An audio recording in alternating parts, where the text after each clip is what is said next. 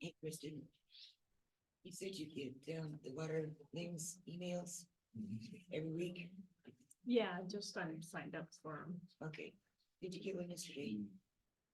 Oh, I don't know, but I looked for one yesterday. I did not. Okay. And by the way, I was gonna mention this later, but when I was researching past minutes for some broadband stuff I had to do.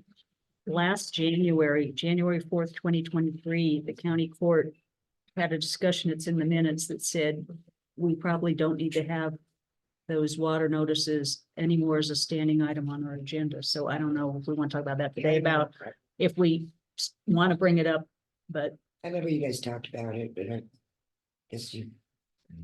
but we continue to each time just have it as a standing item. Yeah, It's on our record saying we weren't going to. We can have it if you want, but I've just, again, I ended up reading a lot of minutes to look for something and.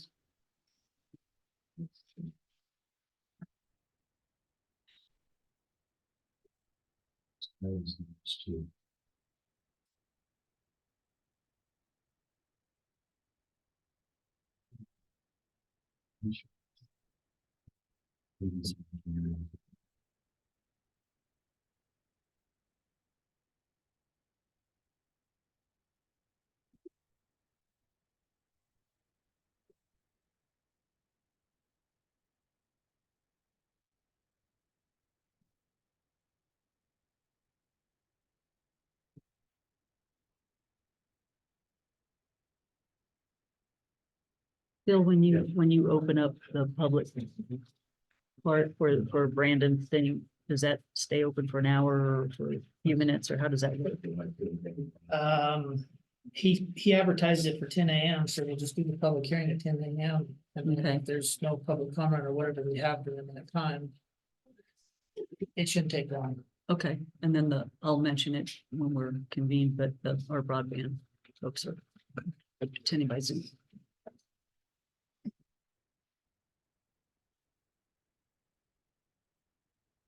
And it's back just a minute.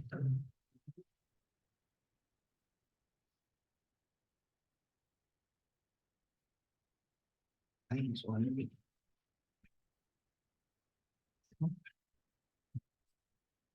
Morning, everybody. It is January 17th, 2024, at 10 a.m. Harney County Clerk will come to session. In session. Order. Is in session, come to order. If you will stand and please join me for the pledge of allegiance.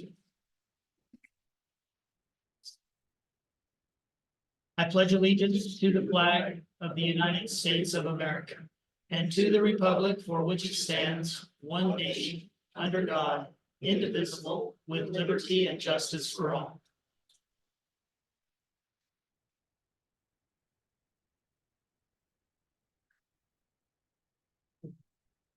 All right, good morning, everybody.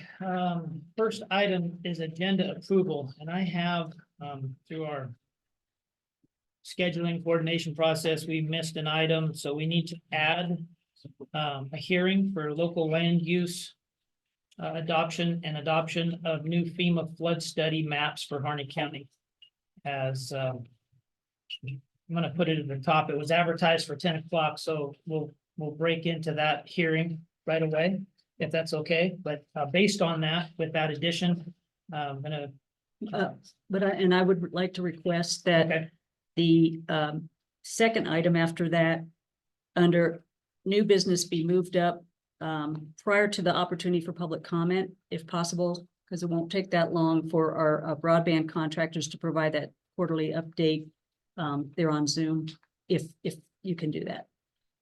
They have some other things they've got to get to. So do we want to put it before public comment, or do we? Yes, want to- please, just in case there's a lot of public comment. I don't know if there is or not, but Okay. I don't have problems. No, Issues? no. Is that all right? I do have an addition to the agenda. Okay, I want to discuss the agenda for tonight's work session. At some point, it can go, it's technically old business, but it could go at the bottom of the agenda. okay.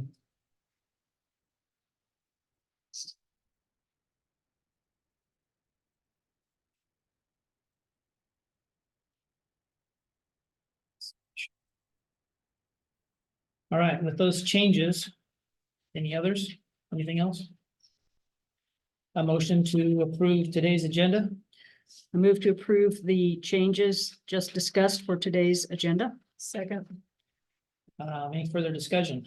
A motion has been made and seconded. Any further discussion? And hearing none, all in favor signify by saying aye. Aye. Aye, and opposed? And hearing none, motion carries. And we'll come back to minutes and whatnot after we get done with this, hearing first.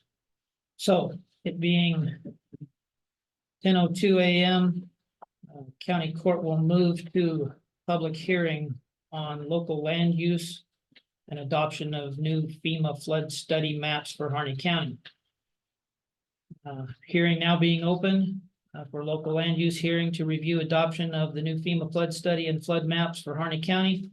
A quick summary of staff report from the planning director. I'm passing out the staff report I shared with the county court last week. It is very brief as, well, let me get a copy right here.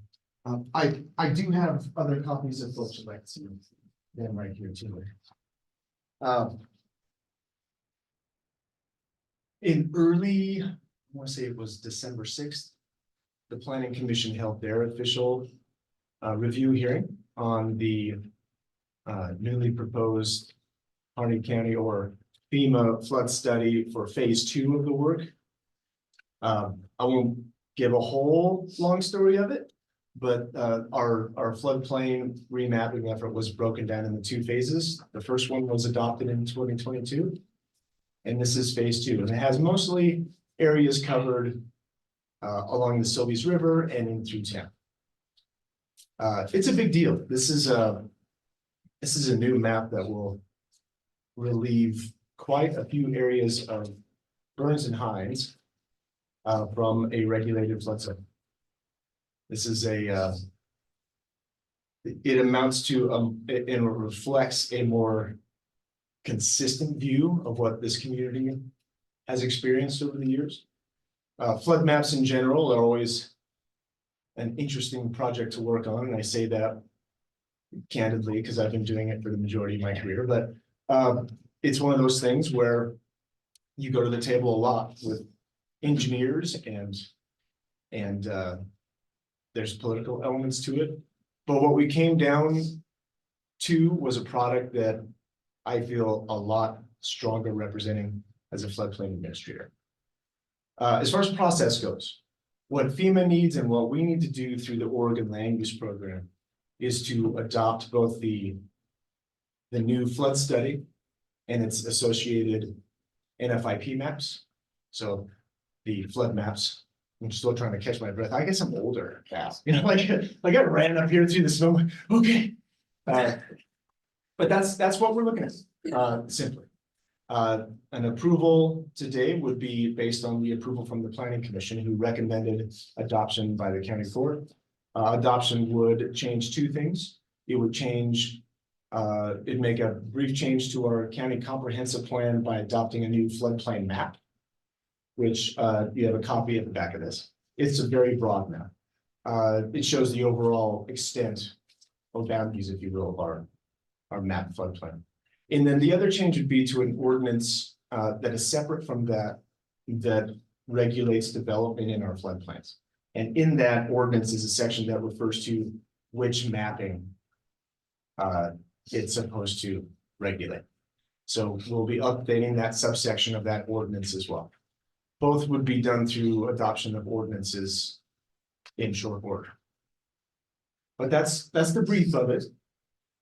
I'd love to hear any questions or anything that you have. I know that phase 1 was really good for Harney County because a lot of properties were moved out of the old floodplain designation, and a few people, maybe 12 or so, were moved in, but there was like 40 something, I believe, a lot back, you know, that had used to be designated floodplain, came out of that, and therefore are able to get national flood insurance and other things that helps with, you know, economic development and people's finances. How about for phase 1 for either homes and the businesses? Did a lot, do you have a number on about how many? I don't have an exact number, but we're talking hundreds hundreds of homes and businesses, lots of land, especially in Burns, but most of Hines is now out of it. Not all of it, but a good portion of it. If you look at the differences between the areas west of the Sylvies River heading into town, where the city limit boundary is the Sylvies River, you'll see substantial changes there. There's still a significant amount of flood mapping in that area, but it's backed off of areas that make a lot of sense for us, including Broadway. There's a good amount of flood area off of Broadway where we see historic commercial development as well. There's still some present, but it's mostly gone now. And just as you pointed out, this is significant, not only for homeowners, but business owners. You can now market your property in a more significant way, a more successful way. Absolutely. Thank you. You mentioned Hines and Burns, and especially this east side of town area, where this new development, the Telus Palmer addition or whatever it's officially being called. How is that area fit into where the new floodplain map is going to be? Is that in or out of it, or? I think you've got both. I think the concern in that area for the Telos development isn't necessarily a floodplain, which is somewhat present. It's going to be more wetland development, wetland delineation. So I do know that in conversations at a high level with them, they are looking towards what it's going to take to work through that.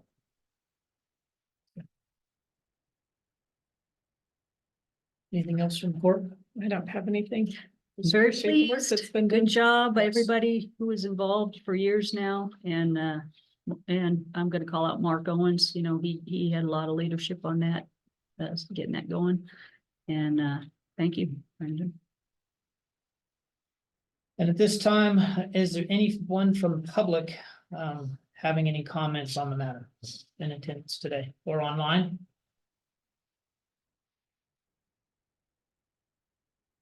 Hearing none. If there was anybody online, I didn't see anybody come off of mute, so I'll presume that there was no comments from the people online. If there's no other comments, we'll look to close the public hearing portion of the meeting.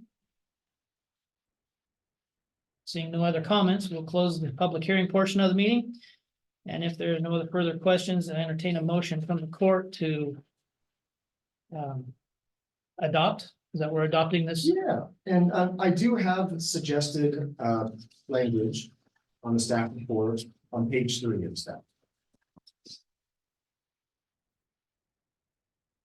So I move to approve the amendment to both comprehensive plan, map 2 of the plan, and the ordinance 2021-02, adopting the newly revised FEMA flood insurance rate maps and flood insurance study. I second. A motion has been made and seconded to approve the amendments to both the comprehensive plan, map 2 of the plan, and ordinance 2021-02, adopting the newly revised FEMA flood insurance rate maps and flood insurance study. And again, this ordinance that this reference will come later. Okay. Any further discussion? And hearing none, all in favor signify by saying aye. Aye. Aye. Aye, and opposed? And hearing none, motion carries. Thank you very much. We shall move back to our regularly scheduled county court session with the change of agenda. With the change of quarterly update from the broadband. Oh, wait a minute. Let's take care of some regular business first. Minutes approval from January 3rd, 2024. I move to approve the Harney County Court meeting minutes of January 3rd, 2024. Second. Motion's been made and seconded to approve minutes from January 3rd, 2024 county court session. Any further discussion? Hearing none, all in favor signify by saying aye. Aye. Aye, and opposed? And hearing none, motion carries. Now we shall move into the quarterly update from the broadband contractor and SEALBAT, GEODC and Rural Prosperity Partners. Susan Christensen and Rachel Maddox Hughes. Good morning, can you hear us? Okay, whoever wants to start, whether Susan or Rachel, come up with and Okay, hi, Susan Christensen, Executive Director, for the record, is the Executive Director of Greater Eastern Oregon Development Corporation. And here with Rachel Maddox Hughes to give you an update on where we're at with the broadband efforts in Harney County. So you do have a written report. And so here we're available to provide a brief overview of where we're at, and if there's any questions, we're here to answer the questions. So we had our broadband action team, and that's been completed. The other goal was to do what we call a rapid design study, which is a look at what the broadband gaps and financial analysis and high-level engineering for the county. That's been completed. And we're in progress right now applying for a grant application through the state of Oregon. So everything's on track, and it's been a very successful engagement with the community and with the team, with the broadband action team. So I'll turn it over to Rachel in case she would like to provide some more details for the court. Thank you very much, commissioners. Nice to see you today. I'm Rachel Maddox Hughes, CEO of Rural Prosperity Partners, for the record. Things are going along at a great clip for the broadband work in the county. We are, as Susan mentioned, working on the Broadband Technical Assistance Program grant application for the county. And what we're looking to do within that grant application is to continue to support the work of the Broadband Action Team, also get some preliminary engineering costs covered for local internet service providers, and also include funding to help internet service providers apply for both state and federal grants. So this is all in the effort of getting basically shovel-ready projects and grant-ready projects together. So that is due February 2nd, that application, and our team are hard at work to finish that up and send a draft over to Commissioner Duro by the 26th. In addition, one of the things that we turned up in the rapid design study is the difficulty in the extreme cost involved in reaching the Andrews area with fiber. Our initial rapid design study basically said that for affordability, that has to be a cellular or a satellite area. We all know how well cellular is working for you guys at the county right now. But it would cost $60 million plus to get backhaul in there. Now, we're working with Link Oregon. We actually have a meeting set up tomorrow, and Link Oregon is a middle mile provider that's focused on public institutions. And we're going to have a conversation with them because there might be some opportunities for middle mile fiber that they use and operate to help with the potential of getting more fiber and connectivity down to Andrews. So we're going to keep on chipping away at those sorts of areas that were identified. I do think that, the county is well positioned for the BEAD funding. That is the largest pot of funding that is coming down through the state at $688 million. Because you are all basically most of the county is under what we call high cost areas or has socially vulnerable communities. So that positions the county well for securing that funding. So, and we're happy to answer any other questions, or if you have specific questions around broadband. Our technical expert, Joe, couldn't be here today. I'm sorry, he was pulled away at the last minute for an urgent meeting. But if anything comes up, we're always here as a resource for you. Thank you. I have a couple of comments. It's great working with them. Our broadband action team is called COBAT, Southeast Oregon Broadband Action Team, and we are now able and have posted recordings of those meetings in case anyone is interested in listening to them. And good news, guys, I just sent out the emails asking for the letters of support for the grant, and I already got one back from Senator Finley, so that was quick. Anyway, yeah, we had a good meeting yesterday. There's a lot of meetings and things going on now, and I'm very pleased. And any questions you have? There's going to be a lot of grant stuff going on this year. This first piece is to get that technical assistance funding, and then the bigger ones yet to come. So a lot of the real planning, what would it look like, you know, that kind of stuff is about to start happening.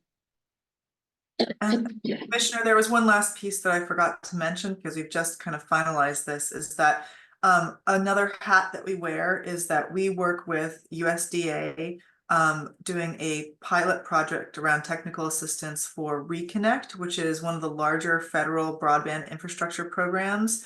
And we're the first pilot project of this nature in the nation, a first cooperative agreement like this. And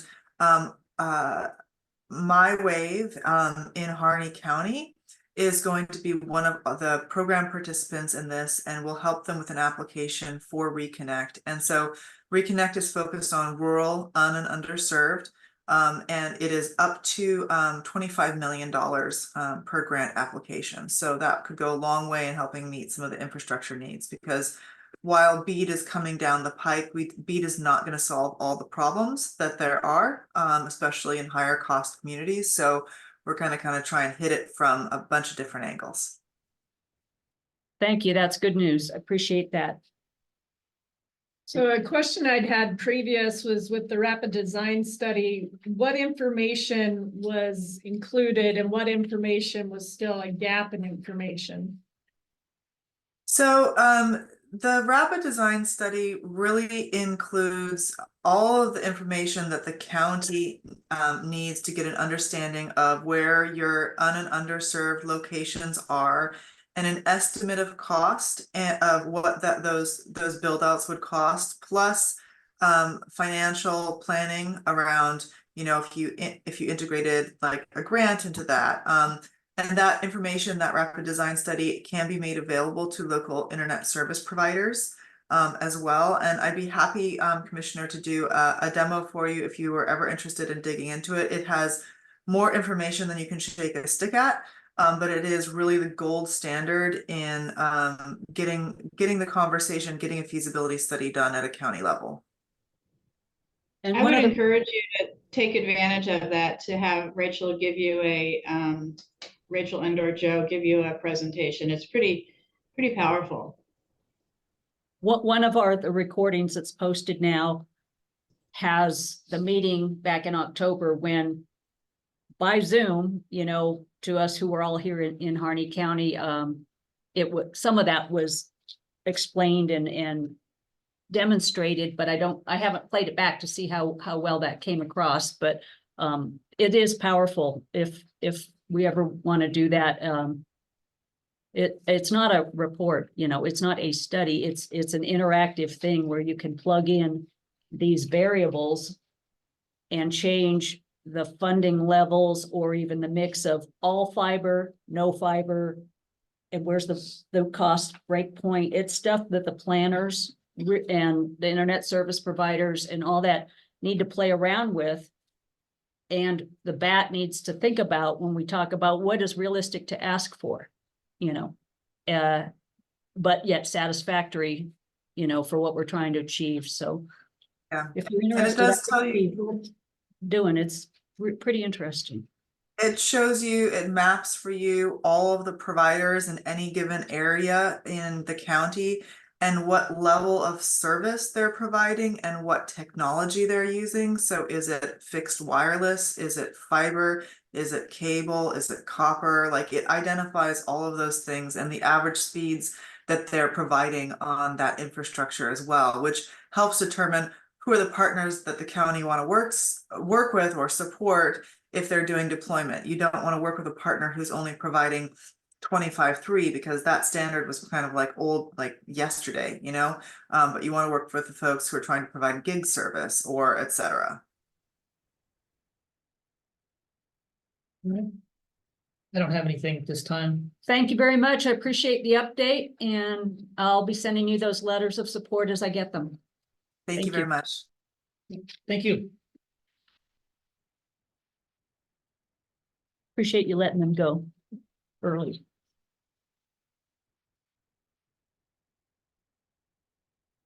All right, so that takes us then to the next item of opportunity for public comment.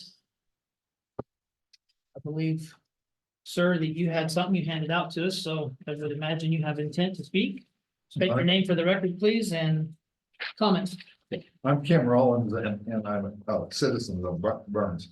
I'm here to address the proposal to sign the memorandum of understanding between the U.S. Forest Service and the counties and the agencies. I wrote a letter in opposition of doing that in June of last year and sent it to Mr. Harton and all the commissioners. And I'll fall back on that letter at the end of this. This particular memorandum of understanding was made available to me by Patty, and I thank you, Patty, for that. I would discuss this with some people. I know that I would like to thank Kristen Shellman for the hard work that she's done on BIC and in regards to the Blue Mountain Forest Plant plan.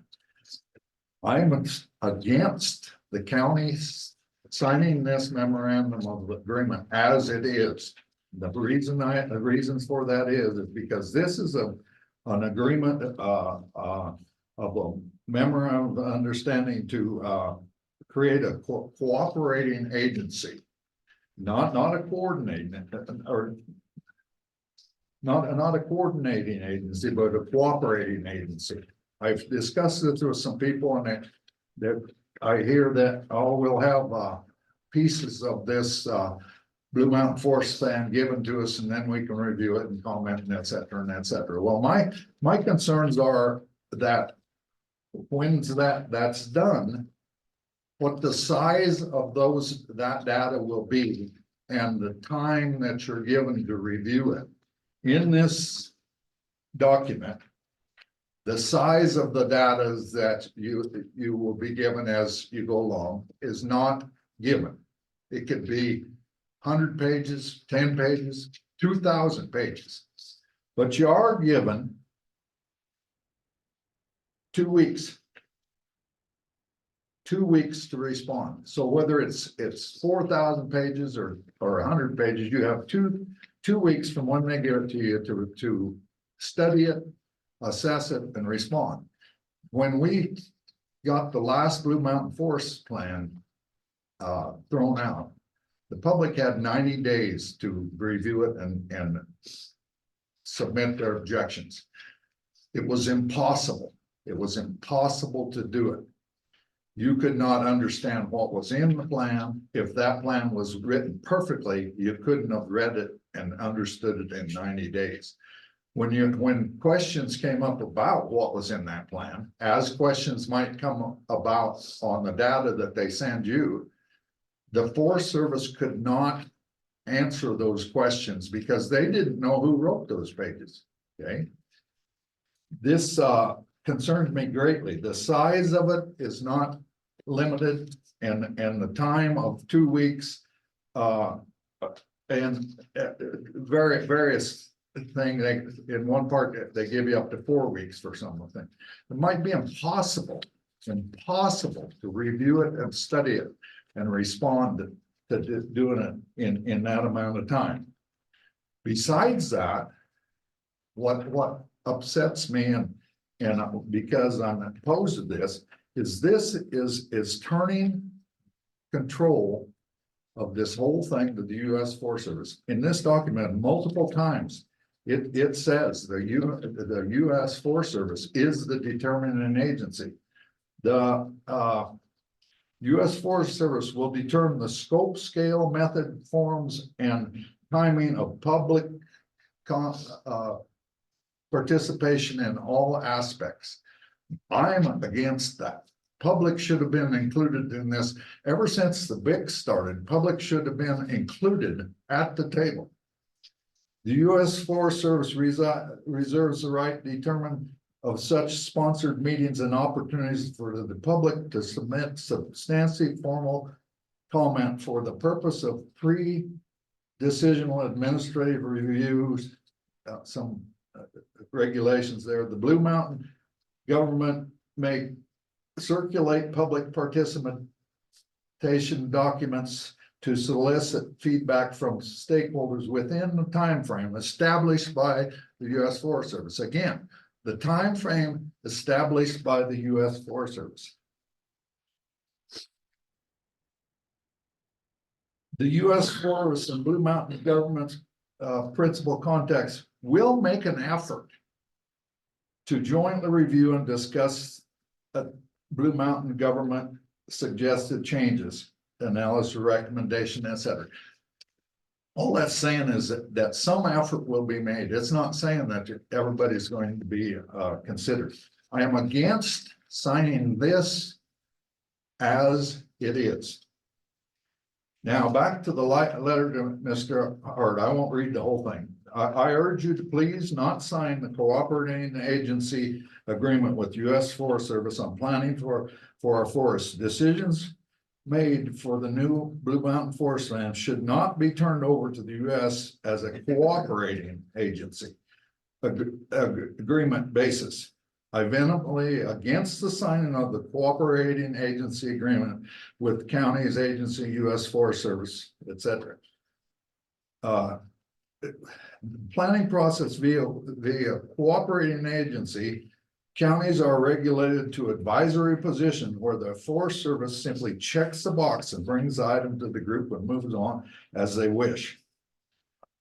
Now, on a coordinating basis, rather than a cooperating basis, with all parties including counties, agencies, and citizens of Oregon coming to an open table, coordination is the only tool where each county and the public is guaranteed there needs to be revised and considered for alignment in the planning process. I am for a coordinating basis of handling this. I'm against turning it over to the U.S. Force as a cooperating agency. I asked Mr. Hart in June, please do immediately request the Forest Service enter into a coordination with the individual county commissioners, courts, and member of the public. I have no response to this letter from any commissioner or from Mr. Hart. I don't know whether he just dismissed that request and if he did, what reasons he had for doing it. So I'm going on record as I'm against signing this this agreement with the Forest Service as it's written. I'm against it. Thank you. Thank you. I'm going to just a couple of quick minutes. I need to step out so I can try and get on that WebEx, that webinar. So you're Recess for recessing? 5? Yeah, just for a couple minutes, whatever, 5 at the most, but I want to try and get on that webinar so that I can get captured. Okay, we have 5-minute break if anybody needs a minute.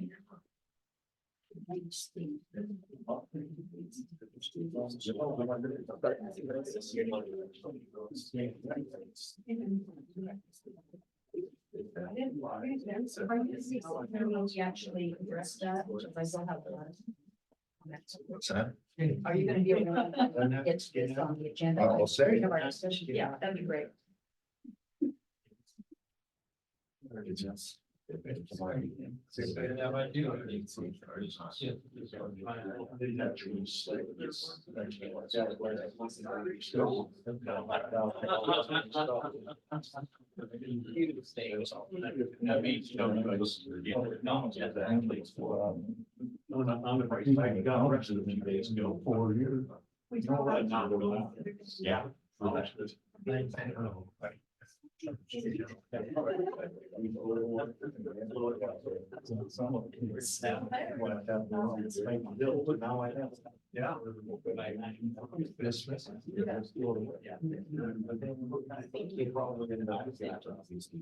If he doesn't take it, we need to go down with that.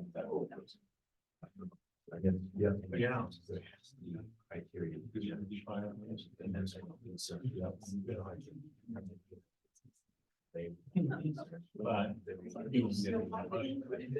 See, the modules in law federation. Yeah. What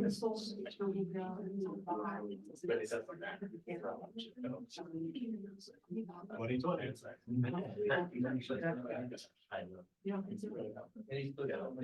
and that's where. Yeah, but we. When we just did. I hate to say it loud. Yeah.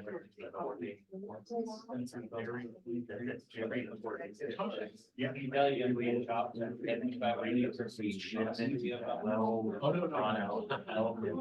didn't say it was.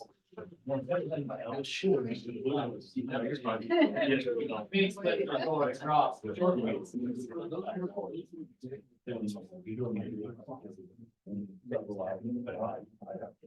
All my. I get it. It's not funny. I said I will. No, he's the kid.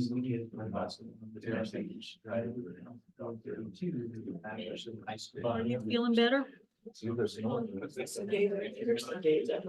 That's my daughter from Boise. She called, she's been sick for like several days and I said, a couple people I know that haven't been well, it's taken, like, and Krista, when you were sick.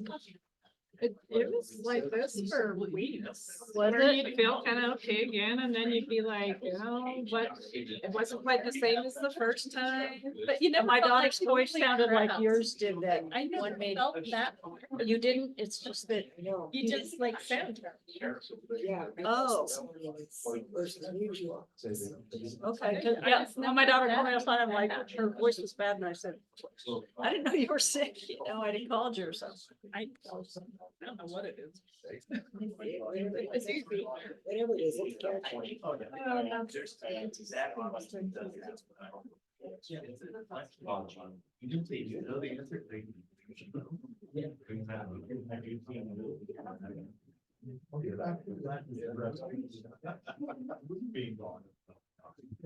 All right, excuse me, sorry for the interruption. I was trying to do two things at once there, so. Are they gonna be able to record it? Well, I'm gonna have to see, I can't record it. They've blocked out the record feature from my end, so I'll have to Oh, they did? contact them and check and see if they recorded it so I can watch it later. And hopefully they will. So we'll back in session. Again, sorry for that interruption. And we shall continue with, is there any other comments on the BIC MOU? Well, I'd second what he had to say. He had some really good points, so definitely support that for sure. And your name for the record, sir? Tim Alden. Yep, and I wasn't aware of this until this point, but very good points. I appreciate your preparation and research and input on that. Thank you. Any further public comment? All right. I just kind of wanted to make comment on meeting before last. I was here and Bill, you made a statement to Pat Holliker here that you've done nothing to slow or hinder the building projects at the county fair. I thought it was quite interesting that I read a letter from a well-respected member of the community to the fair board, Melody Molt. I'm not sure if you received that letter that she submitted to the fair board. I'll read a portion of it for you here. I spoke with Judge, this is from Melody Molt's letter. I spoke with Judge Hart December 28th. He was concerned with public perception of the fair, of what the fair board is doing. He doesn't believe the board has been open to the public about what they are doing regarding new improvements at the fairgrounds. Therefore, he has stalled the process moving forward. So either the statement that you made to Pat Holliker or the statement you made to Melody is wrong. And that's just it. So I've heard you on multiple occasions talk about the fair board's transparency and their honesty. I've been to the meetings, they're public. heard the radio ad inviting people to the meetings this morning. I don't hear people being invited to the county court meetings. I don't see the transparency from you. And this just furthers my lack of trust for you hearing these things. And I already had my assumptions, but it's becoming more and more out there in the open. And I would just like to see some honesty from you. I would like to see some cooperation with the Fair Board and communication like you call for. And I'd like to see this project move forward. I'd like to see you guys work together. They've been putting in massive amounts of time planning. They've been going over the same issues repeatedly for new people that have only showed up to one meeting with concerns. I've heard these things hashed out over and over. It's like somebody comes in and says, why do you have the chairs behind your desk there for this county court meeting? I said, well, so we can look at the people that are in the chairs here. If you had to explain that to somebody every single meeting, would that frustrate you? And I'm frustrated and I'm not even part of the board. And that's one of the reasons that I wasn't one of the 2 applicants for the board positions that were open.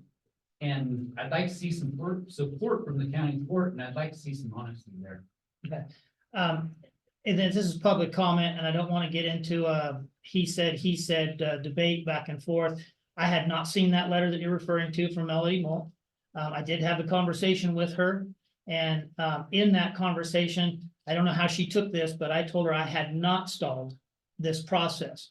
There was over the 1st of December timeframe. I'd have to look at notes for sure exactly, but there was a contract that was sent to me for my signature. It was reviewed by county council and found to have some issues with it. It was right over the maybe it was end of November, the time we went to AOC conference. So there was some other conflicts there that did inhibit that timely process, but again, there were issues found in those contracts that needed to be addressed. And other than that, I don't know what other instance you might be referring to that I have inhibited, stalled, or gotten in the way of the process. Well, the meeting that you and Patty questioned Kristen and brought accusations of dishonesty and trust, set people back. I mean, it's one of those things that if you continually say, well, you didn't tell the public, you need to have a meeting about this. You didn't tell the public, you have to have a meeting into this. It continually pushes that conversation back. It doesn't matter whether it's through contracts or continually asking for more and more and more. Well, I want you to explain this to me. That's stalling the process, whether it's contractual through your position at the county court signing contracts, or continually coming forward with the same questions and concerns that don't have any basis, that have been rehashed out over and over. And that's just what I see. I've been to many of the county court meetings now. I've been to many of the Fair Board meetings, and they've done their due diligence. They've put it out there. You know, the meetings are public, and it seems like everybody wants to have one opportunity to come in and throw, you know, their hat in the ring of where the, you know, building should be put and where this should be put. Well, they did their research and they put forth a plan and reasons why. And just because somebody that has no prior experience or knowledge of the planning should have no authority to set it back and give them more room to question what they've already found out and explained multiple times. And I just feel like this project, if they had the full support of the county court, could have moved forward and could be close to being done. So that's just how I feel about that. Thank you for your comments. Any other public comments? Sir, your name for the record, please. Shane Otley, I'm the vice chair of the HCYLSA, the Harney County Youth Livestock Show and Auction. This letter I'm here on behalf of the chair of our committee. Is Nicole George. She wrote this letter with some of my input as well. And this is addressed to the whole court.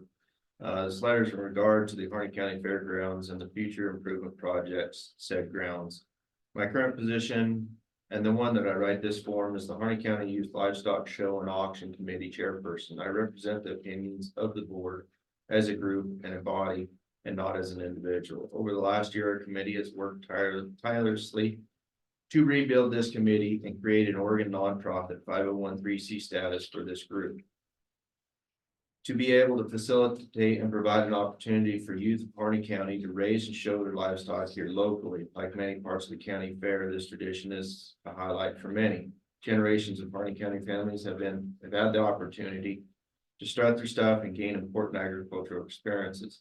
However, we are in a growing expansion community. This brings challenges of how we have always done things to the idea of growth and new beginnings. I would like to speak on behalf of the committee members and the board of the HCYLSA by stating that we are very much in support of the expansion and growth of the Harney County Fairgrounds. There have been turbulent waters to navigate through the process and many community needs and concerns to address through this process. Communication and understanding of all these things are very important when it comes to those involved in the process of the expansion. Personal feelings and thoughts should be taken with consideration, and in the end, what is best for our county and the people, and what we should most be sought after. We do believe the building, arena, cultural center, or whatever it's going to be called, is needed infrastructure to our fairgrounds. The current livestock housing areas are very out of date. We've outgrown numbers in a few species areas, and some are at risk of causing injury due to facility fatigue. We believe that the proper planning and generous amounts of cooperation and communication in this project should go very well and continue to provide for our community. In November of 23, our committee had a work session with the fair board members to work through some of these turbulent water issues.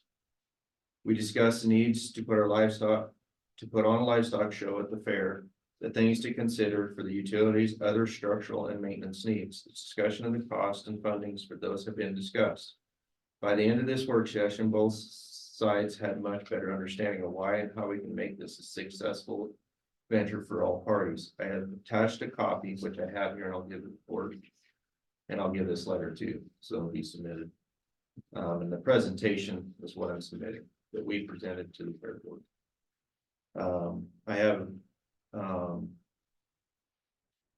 I hope this helps relieve any unsure feelings and moments of confusion. I am willing to continue work on this project and help make sure our kids have the necessary tools to help them grow, as well as bring in positive change to Harney County and its people. So I'll submit that to you guys.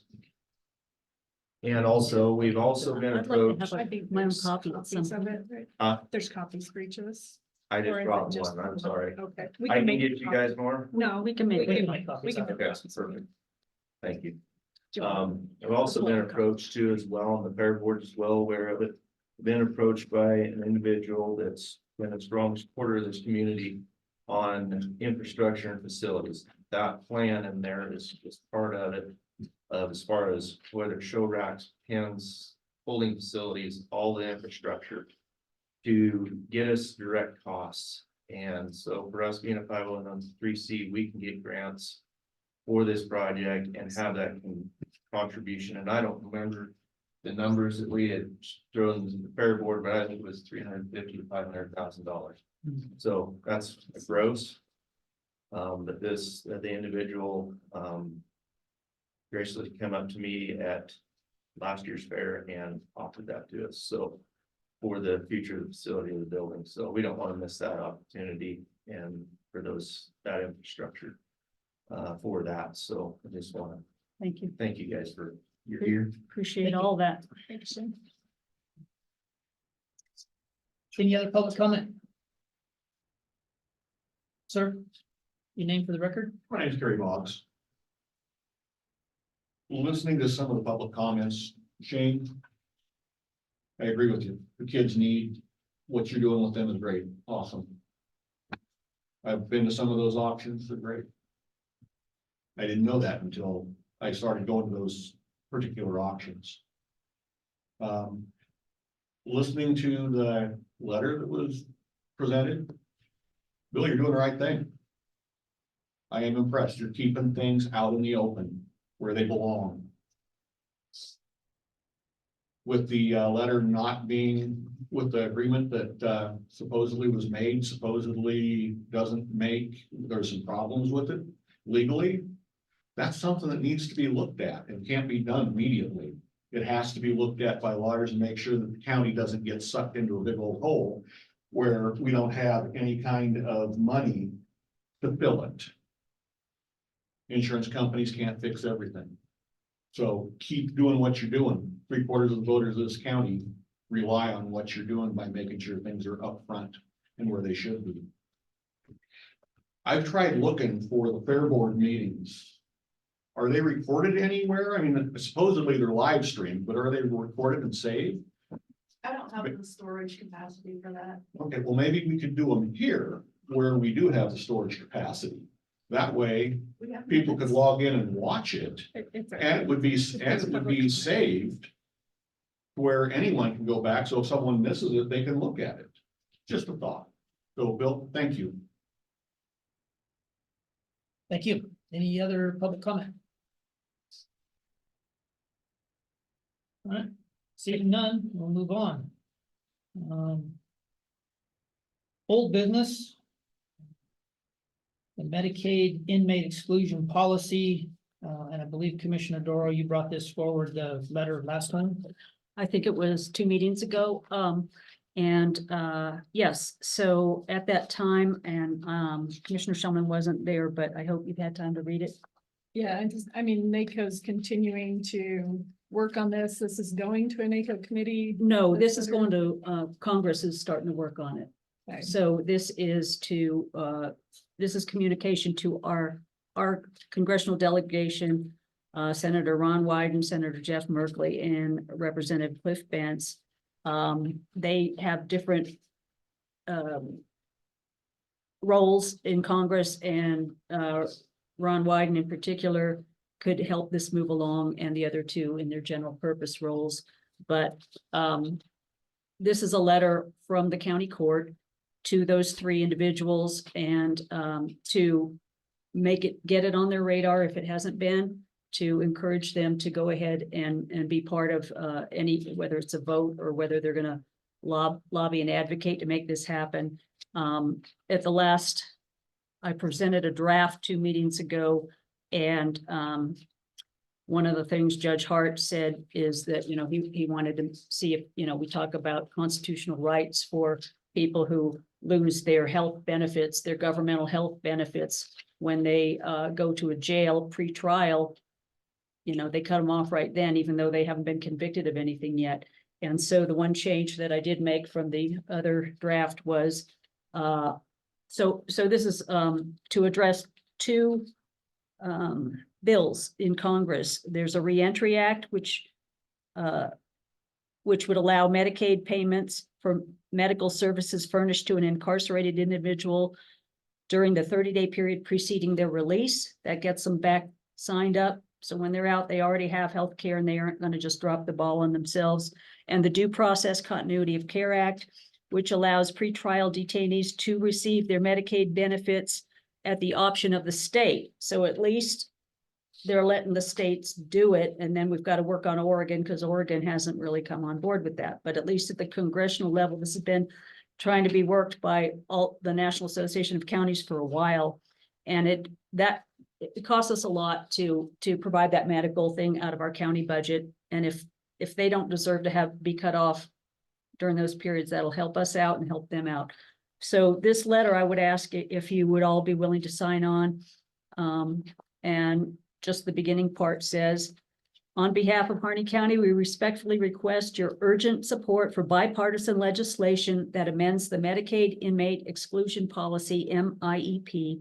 This harmful federal policy, outlined under Section 1905A, subsection A of the Social Security Act, makes no distinction between individuals housed in jails versus prisons, and thus unfairly denies or revokes federal health benefits for adults and juveniles that are being housed in local jails prior to conviction. And here's the change. These individuals who are pending disposition are still presumed innocent until proven guilty as a recognized right to due process under the Fifth Amendment to the United States Constitution. So that's technically where that right resides. Before I just had kind of a vague comment. It talks about the fact that when these inmates don't have that healthcare, it hurts our recidivism rates. They don't get better, their mental health, their addiction, and even their chronic conditions of just regular health conditions, continue to impede their progress, and it puts stress on our public safety systems. At any rate, I would ask for your signatures to join in this, and for what it's worth, and then I will be talking with the field reps, for those that you all know very well.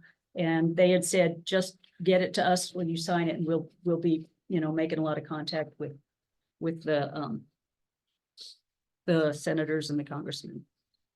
Some very important issues. It affects us here at the local level, affects the individual at the local level, and I'm fully in support of and endorse it. Yeah, I'm actually surprised the federal government hasn't been sued by an inmate for this, to be honest, It's just It wrong. You just almost wonder seems how it like could it's be. almost, needs to be put into the court system to require action to be taken, because it has been before Congress. NACO has worked this for years. I mean, since I came on as a commissioner, this has been an ongoing topic, and it's really appalling that there's been no attention given to it. So, Yes, I mean, I'd like to say this is gonna fix it, but we're a little closer than we were, and you get it, just unfortunately, sometimes you have to work things for many years. squeaky wheel. And I just know Harney County is in support of it, so I wanted to write that letter. So I would move that the county court sign on to this letter, and that I take it forward once it's signed. Second. Motion's been made and seconded to endorse the medical inmate exclusion policy. Letter to our local representatives, senatorial, U.S. Senate and Congress. Any further discussion? All in favor, signify by saying aye. Aye. And opposed? Hearing none, motion carries.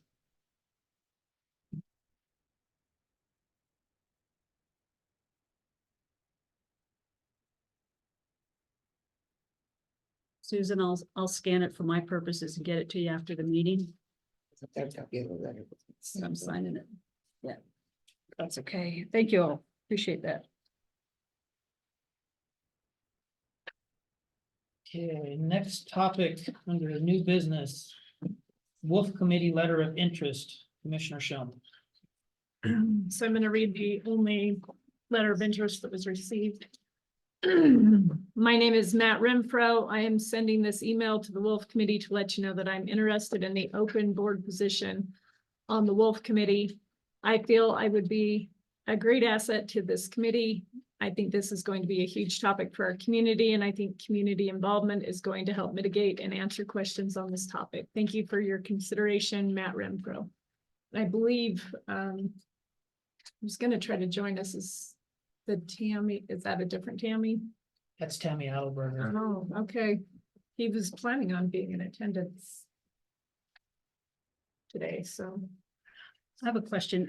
Which seat is he hoping to fill? Advocate Suzanne Settle had resigned from the committee.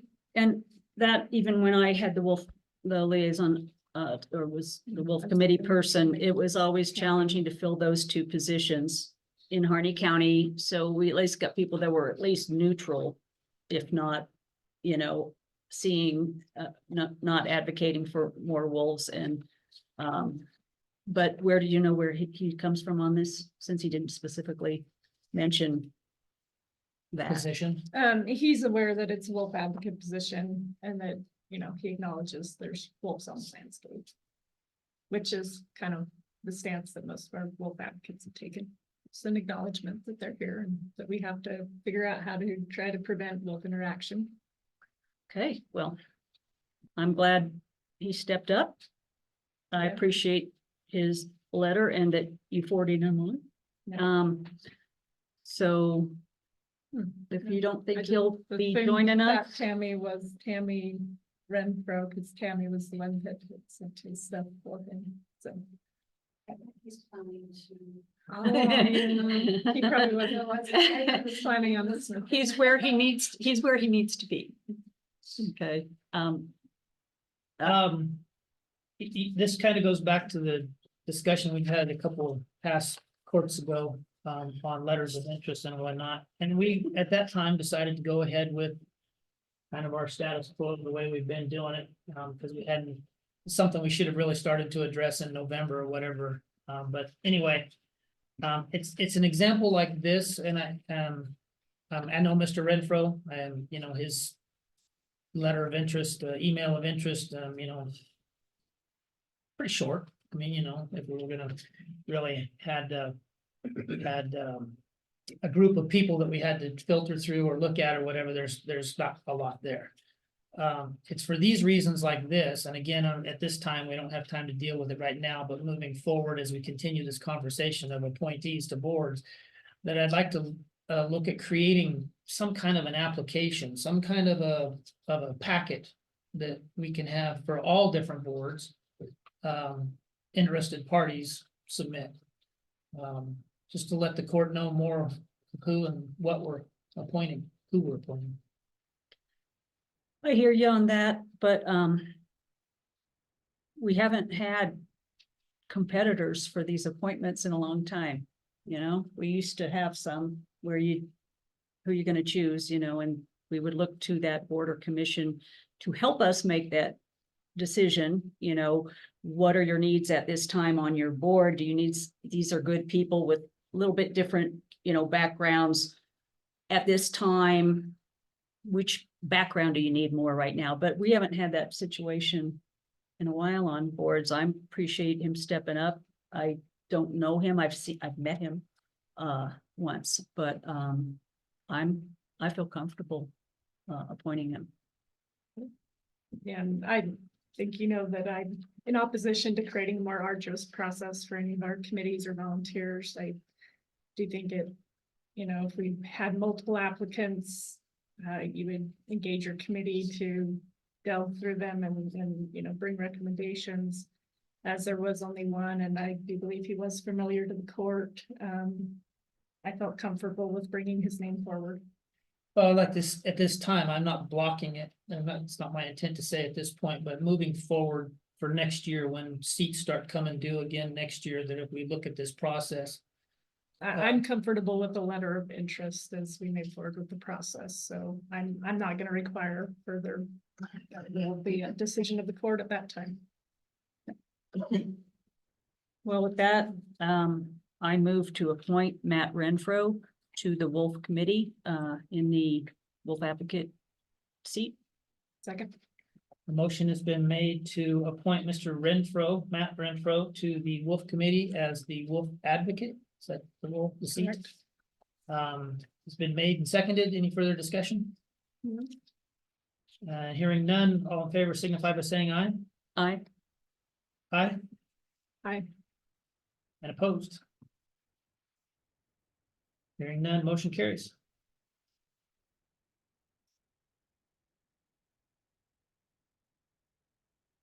Next topic under new business is Fair Board appointments.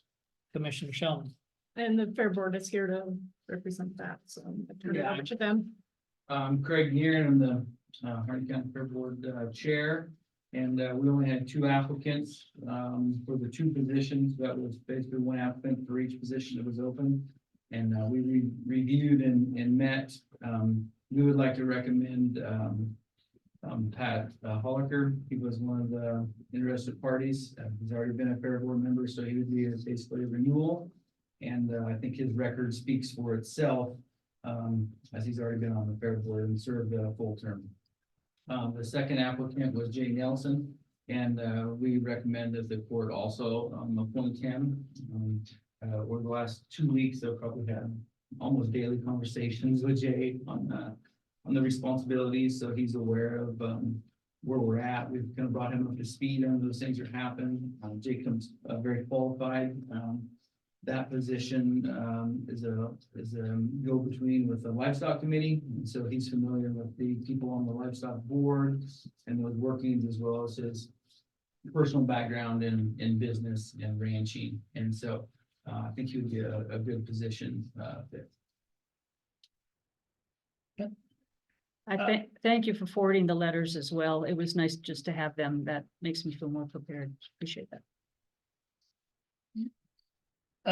So obviously with the Fair Board, and we've had this discussion quite a bit in the last year.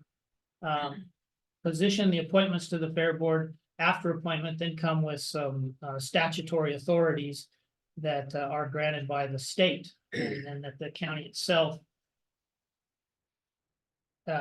has little authority in those areas, i.e. the statute says, I think it says exclusive jurisdiction over the fairgrounds and the fair, to paraphrase.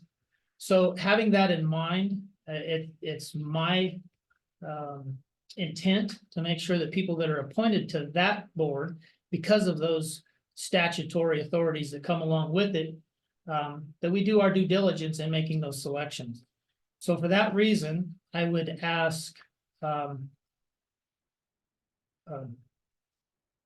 Herlacher to, how do you see your role between the Fair Board as a Fair Board member and the county court and the county itself?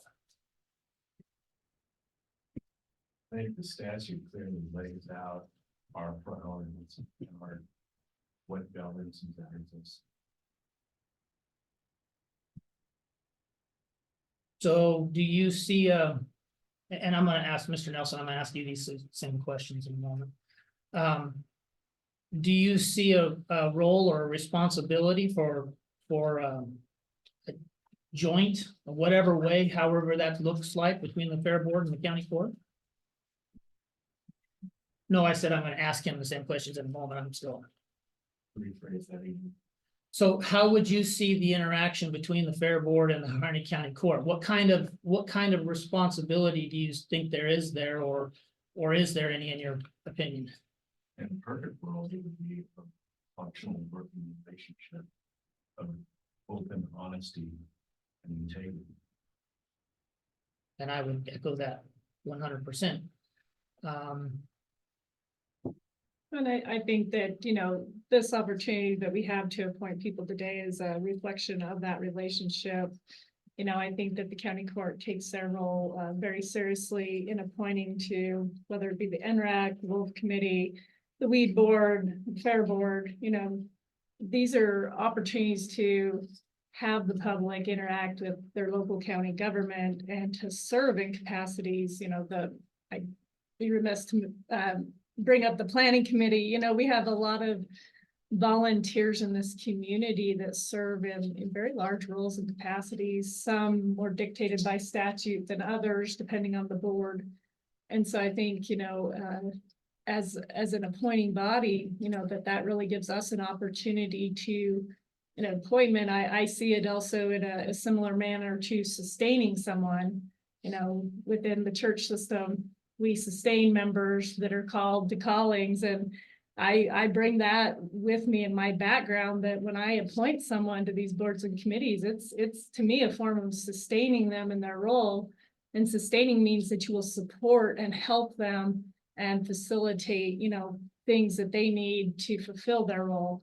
And so, I really see that the county court and the mutual relationship with the Fair Board or any other board of the county would be that one of, sustaining each other, helping each other, navigating whatever business that we're conducting together, in a professional manner, and one that helps lift and bring each other forward. And, so that's really my take on, an appointing role, whether it be the Fair Board governed by statute or the Weed Board or anything else, that, it really is our duty to help the volunteers, you aren't acting in paid capacities. I'm sorry, Jay, to break the news to you. You might have been under the impression that there. But, you know, it's a real blessing to have members of our community that do step up into these roles and are willing, you know. Carrie serves on the Wolf Committee. Yeah, we have a lot of folks that spend countless hours in these voluntary capacities. And, you know, I just publicly want to thank all those that serve on whatever board we have in this community, because it does take everyone to conduct the business of the county at whatever role or level or topic, you know.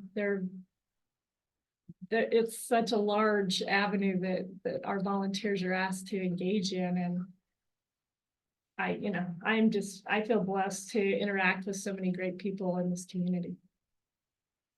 And I just, I've enjoyed, communicating with you, Pat, when there was a need to or otherwise. And I appreciate your time when we've had those longer conversations to sort things out and work together even better. And I appreciate you've already been on it 3 years, Fair Board, during very, very busy, interesting, and continues to be a very full volunteer capacity. So I'm glad to see you reapply. Mr. Nelson, basically same questions then, based on the ORS, the Oregon Revised Statute 565, Chapter 565. Have you had a chance to review that statute by chance or discuss it with any of the other? Okay, We haven't had a fair board meeting yet to officially give him that packet. I prepare a binder that has the ORSs, our bylaws, our terms, and all of those things, but we haven't. Once they're appointed, Once they're appointed. but receive it, that. previous to anyway, you haven't had a chance to review any of that in the No. materials. Okay. So and I had mentioned before in ORS 565, the Fair Board is granted by statute. And I believe somewhere along the line, historically, I don't know the reason for this, but I would imagine somewhere along the line, Fair Boards receive state funding. And maybe a county here or there somewhere was redirecting those funds for other purposes. And that's how this provision got put into a statute. I have no idea. I'm just presuming based on just, you know, evolution and how things evolve. So in that statute, though, it says, as I mentioned, that the Fair Board has exclusive jurisdiction over fairgrounds and properties used for the fair and the fair itself. So in that, you know, obviously it takes a lot of volunteers, you know, not just the board, but other volunteers and whatnot to put on the fair every year. And you know, thinking back as a kid, I remember all those volunteers every year putting that on. Having that in mind and wanting a good fair and rodeo and everything that comes with it for the people of Harney County, how do you see your role then as a Fair Board member? Well, I participate down there quite often, as far as volunteering, fixing water lines, fixing different things, helping people out. With my job that I have, my business that I have, I communicate with the whole county all the time. I'm always, you know, we're talking with ranchers every day because of what we do. And I think just help, you know, being part of the board down there would be a great. I'd be more than honored to be on there and help participate and talk with the county, you know, any problems or communication would be a good thing to have. So I just feel being on the board and helping move forward, need to help move forward with things. I think that I would like to do all that. Yeah. Which then led me to the kind of the second part of that, your role in itself on the board, but then your role in relationship to the county court and the county as a whole, because we're all representatives of the county, whether we're elected or appointed or whatever. But how do you see your responsibility there? Responsibility if we have issues or something that we need to talk with people and communicate again. Just need to thoroughly communicate, make sure everybody's on the same page. Thank you. Okay. Just to that last point, you know, the board, communicates with us, the chair, but you'll always feel free to call any of us. We have liaison, she's your primary probably, but if you're ever feeling like communication is a problem, you can also communicate with us directly. And just to mention, Jay does have a large background with livestock showing and that, and a lot of resources to bring to the table and, good relationships with those that serve currently on the Youth Livestock Committee Board. And so I think that it'll be an asset to the board to have those kind of backgrounds and relations with, Mr. Nelson joining the board. I think it's important, just I wanted to add too, that, the volunteers and all these boards and the community members themselves, that's what shapes our community and shapes our direction. And so, that's, by having Jay and the other members on our board, we feel comfortable that, that they're gonna shape the community in the same way that we're trying, and we have the same goal. So I think it's, it's important to know that the volunteers, like Commissioner Shulman said on all the boards, that those are really the volunteers that kind of shape the direction of a lot of where our community goes. And so, by having more volunteers and the right volunteers, that's really what shapes our community. I look at my community members to shape my community. I don't look at my county government to shape my community. So I think it's important that that's a good reaction that we keep with our community. And I think we have that with the board members that we're asking you to approve today. And with that, I move to approve the reappointment of Pat Holliker and the appointment of Jay Nelson to the Harney County Fair Board. I second. A motion's been made, seconded to reappoint Mr. Herlick, I just call it Holliker. Mr. Holliker and Mr. Nelson to the Fair Board. Any further discussion? Just thank you.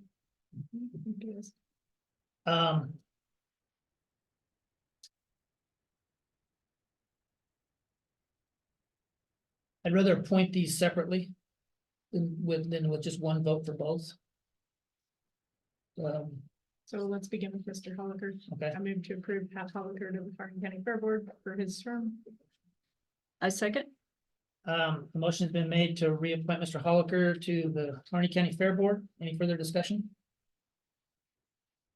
And hearing none, all in favor signify by saying aye. Aye. Aye. And opposed? Aye, me, nay, whatever. And I'm gonna give a little background with that versus just saying a vote. My experience, my observations over the past year and a half or so with the Fair Board, interactions with the public during public meetings, that it is my position that I don't believe Mr. Herlicker is compatible with the needs of our Harney County Fair Board, and that's why I vote no. I move to approve Jay Nelson to serve on the Harney County Fair Board. I second. A motion has been made and seconded to approve Mr. Nelson's appointment to the Harney County Fair Board. Any further discussion? All in favor signify by saying aye. Aye. Aye. Aye. And opposed? And hearing none, motion carries. Thank you guys for coming. Thank you.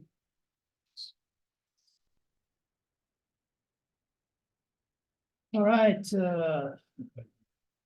Blues Intergovernmental Council MOU discussion, possible action. We have public comments, but it's fine.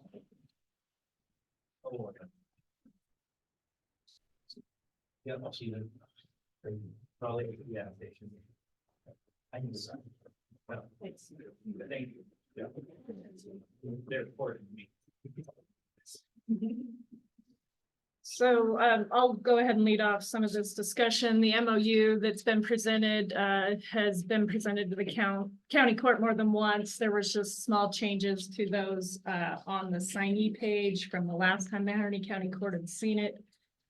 This contract has been run through county council, and in that process, as Mr. Rollins suggested, the opportunity for coordination versus cooperating status. And, legal counsel did not advise that we go directly to a coordinating status, as I discussed this with him. as I became a commissioner and served on this, as well as Commissioner Darrow, who served on some of the subcommittees and been involved with the process. I don't know that Bill has had the opportunity yet with his schedule to participate in the BIC in any way, shape, or form. I haven't much, very early on, but lots happened since. Yeah, and it's one of those where it's been going on since, Patty, do you recall? 2018 or 19, probably 19 officially. Yeah, so it's been an ongoing process. In fact, the first BIC meeting that I attended in the Grand, it had only finally gotten to the point where subcommittees were being formed to work on the 5 main areas of objection to the original forest plan. And so it had been a slow moving train up until then. I think there was a lot of levels of frustration and trying to figure out how to navigate a better process of forest planning with the public, with local governments, with agencies, with tribes. The BIC became the avenue in trying to address those needs of changing to forest planning processes.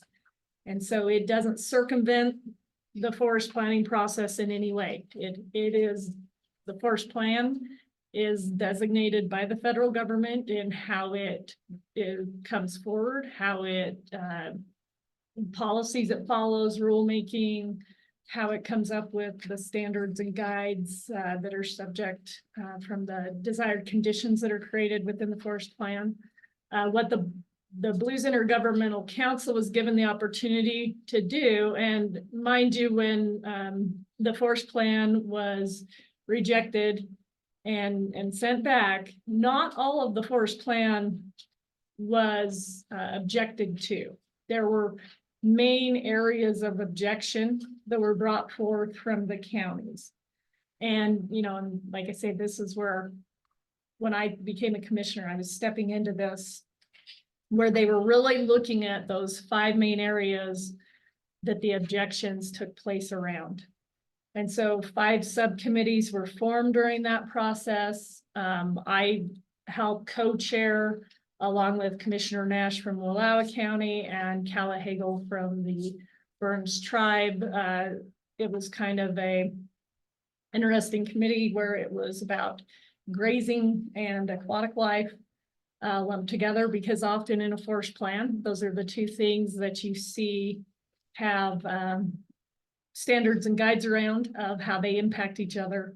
And so we tried to navigate as a subcommittee, and each subcommittee was tasked with creating desired conditions for each of these areas. And so the process of the BIC was to work in subcommittees to come up with language for these desired conditions, and then to come back to the main body of the BIC and discuss that.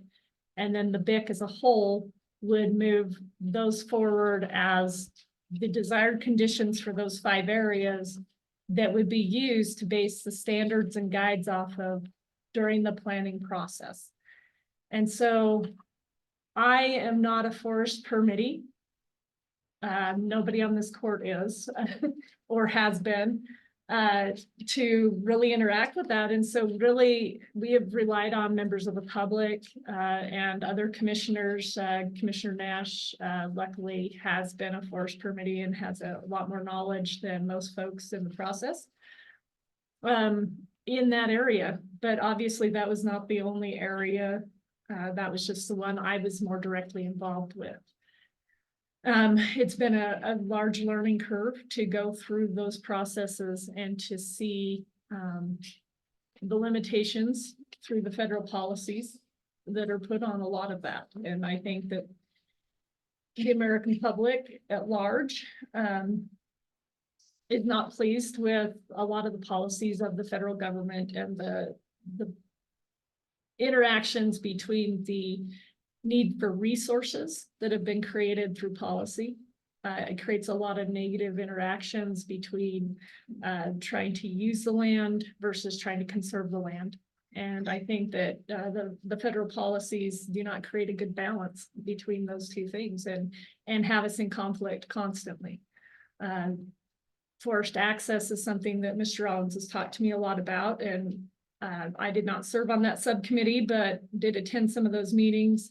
As they worked forward on that, a lot of that process, as we know, tribes are given special consideration when it comes to consultation and everything else. And so trying to have them in the room during the process was part of the hope of the BIC, so that we weren't surprised as this plan moved forward of some of the suggestions and areas that they were going to bring to the table.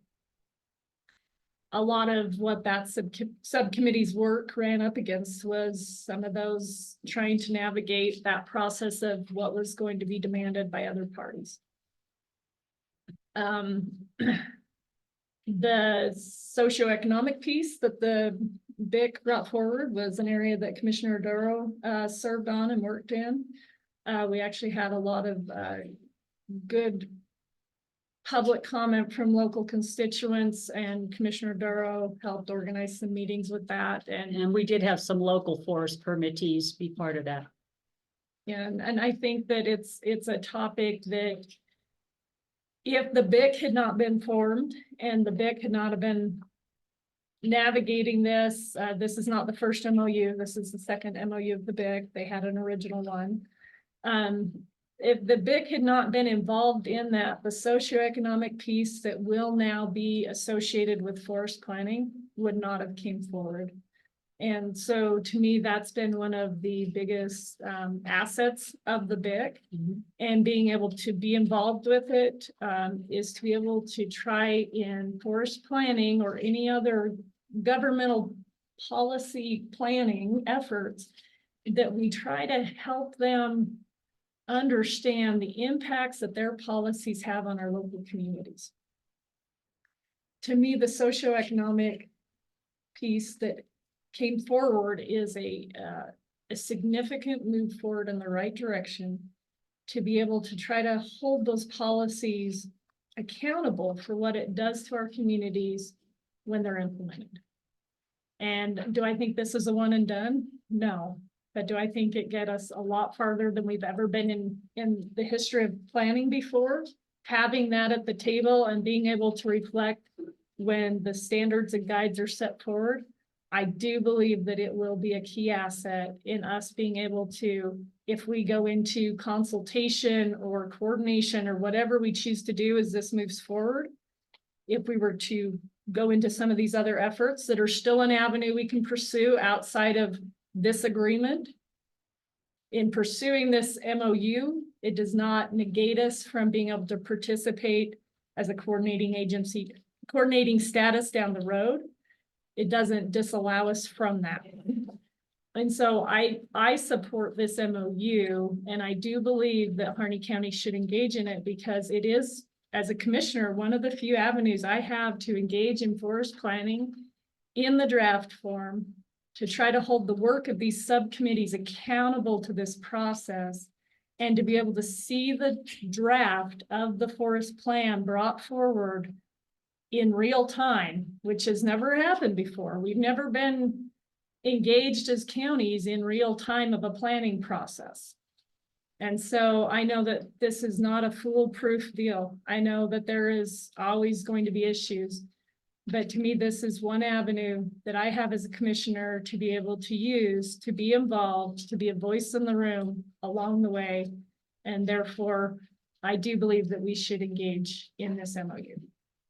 I have some comments, and a lot of them will be directly some of the things that Mr. Rollins brought up, but I have been a part of it since the forest plan was withdrawn back in 2018. That was a huge deal. It was citizens, you know, being organized and making their disappointment known. And so the BIC was supposed to be, the BIC is Blues Intergovernmental Council. It's got 3 national forests, Malheur, Wallowa, Whitman, and Umatilla. And it's got the state of Washington, counties in there, and agencies and tribes, and Oregon as well. And so I've seen it morph in some ways that have become extremely bureaucratic already, you know. However, it does bring some benefit. Like Commissioner Shellman said, you got commissioners at the table For what it's worth, they've tried to define desired conditions, which involve some compromise, you know, somewhat, but still desired conditions. The socioeconomic study and tool was a county by county one. So Harney County's got its own and, you know, to reflect when forest plans that lead to projects affect us, what our risk element is socially and economically. So there's some good things that have come out of it. It's changed. It will continue to change. And I may not have, I did call you back after you sent that letter in June because I knew that the coordinating status was uppermost on your mind. And I've kept track of that because Forest Access for All and many other organizations and people are always saying, you can't give up your coordination role and become a cooperator. So when this was evolving, I wrote some specific email questions to our county council that said, I just want to be clear, does this draft take away our ability to become coordinating agency? If we signed it, it's an either or, and he said no. He said no. Okay. And so I have that email.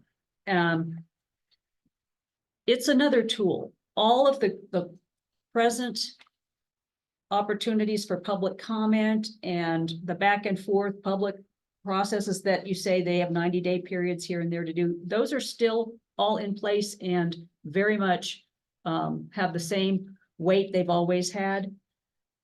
This is an additional thing earlier on. It involves county commissioner type people at the table. So if your county is really concerned about this stuff, hopefully you've got a commissioner on there who, and we have two, we're one of the few counties that has two commissioners that participate. I still participate, you know, zooming in a lot and occasionally, but so the regular processes remain. We can still be a coordinating agency. There is a 30-day exit clause. Any party can withdraw with 30 days notice from this MOU. I'm just saying some of the particulars about the MOU. I agree with what Mr. Rollins said about it seems kind of weak. You know, the Forest Service will consider, they will make an effort to whatever. Yeah, when I read it, I was kind of disappointed because it seems kind of like there's no real strength to it, but it brings it brings people to the table and allows them to work on it earlier on. So I don't see that there's any, as long as you got people who will be at the table and hang in there, because it's hard to hang in there year after year after year when it seems like it takes forever to just get to the simplest thing, you know, but it is government, right? So I worked with Baker County. There's a commissioner over there who had a lot of the same concerns I did. And she's been really on top of things. And you know, I had my most recent communication with her was, this is Commissioner Witham. She said that we are preparing to sign. After the revisions and requests, my questions were answered because she had a lot of questions, you know, particular phrases, particular this and that. She said, Forest Access for All is pushing back due to it being an MOU and their belief that it will weaken or remove coordination with the U.S. Forest Service, but we did not find that to be true. This is a document to place us at the table with the draft EIS, and we will submit comments, suggestions, and changes when presented. So are we willing to do the work? It's an opportunity to do some more work. Mr. Hart, would you allow one question before you proceed with that? Sure. If you guys sign this and Forest Service comes about with their parts of their plan, okay, and they come back by with a part that is too large for you to consider in the time frame that they give you, where does it go from there? I'd like any commissioner to answer that. And if you can't, I'll answer it. I'll answer it from the document. Well, and so this is, you know, something that Kim and I talked about on the phone this morning. Kim brought up some great points. This is one of those, and this is something that I think I plan on going back to the steering committee and answering that, you know, and finding out what does happen if we get a 1,000-page document. where's, no, and that's where I say, I know what's in the MOU, but I know that there won't be a commissioner at the table that won't walk away if we're told we have 2 weeks. So I have an opportunity, because if I stay in and participate, I can be a voice in the room that pushes back and said, you bring me a 1,000-page document, we'll let you know when we're done reviewing it. And that's where we have to be at the table in order to negotiate these conversations. What's stated in the MOU, if it isn't sufficient for our needs, we as commissioners at the table can always say, either reject it and walk away or be part of the process, but we can demand things. If we're not at the table, we have no room to demand anything.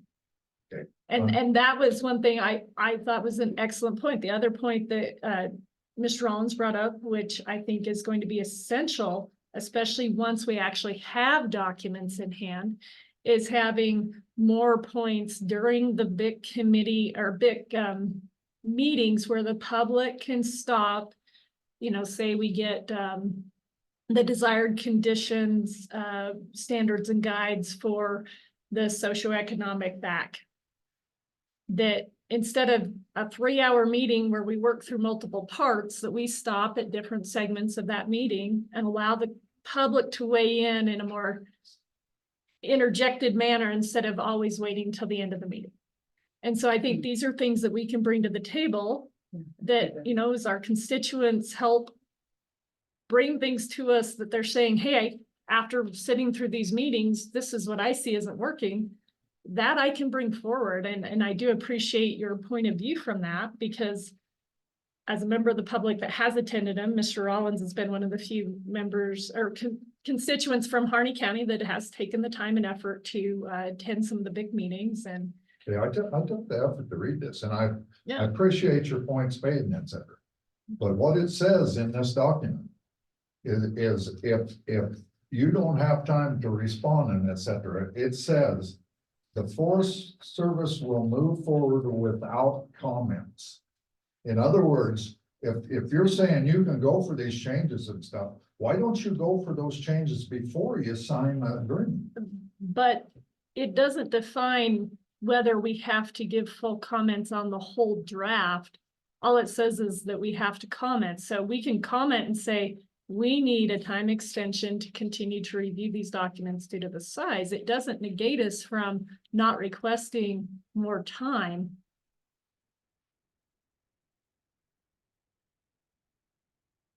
No. Because it doesn't say a doesn't- final comment or a final review.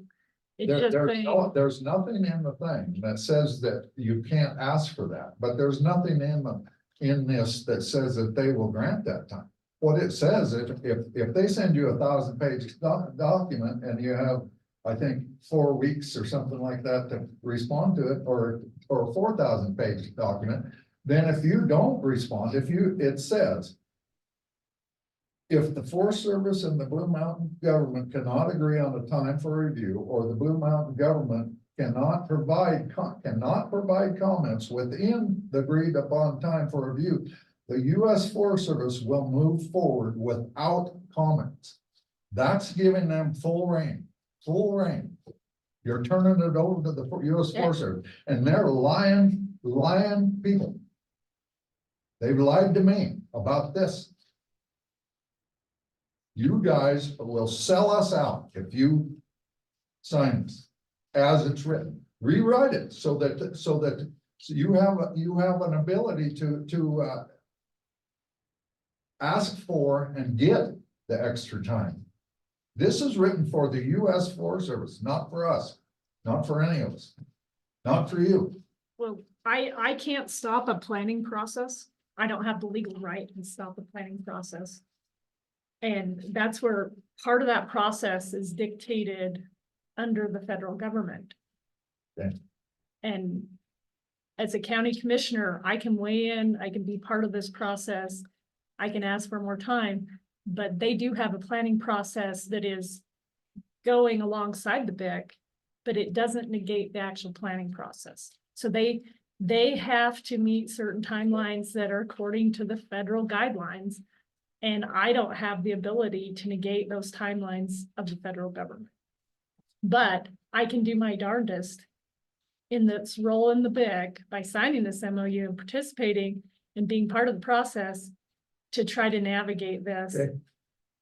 I really hope you have a lot of luck. Well, I'm gonna do my best.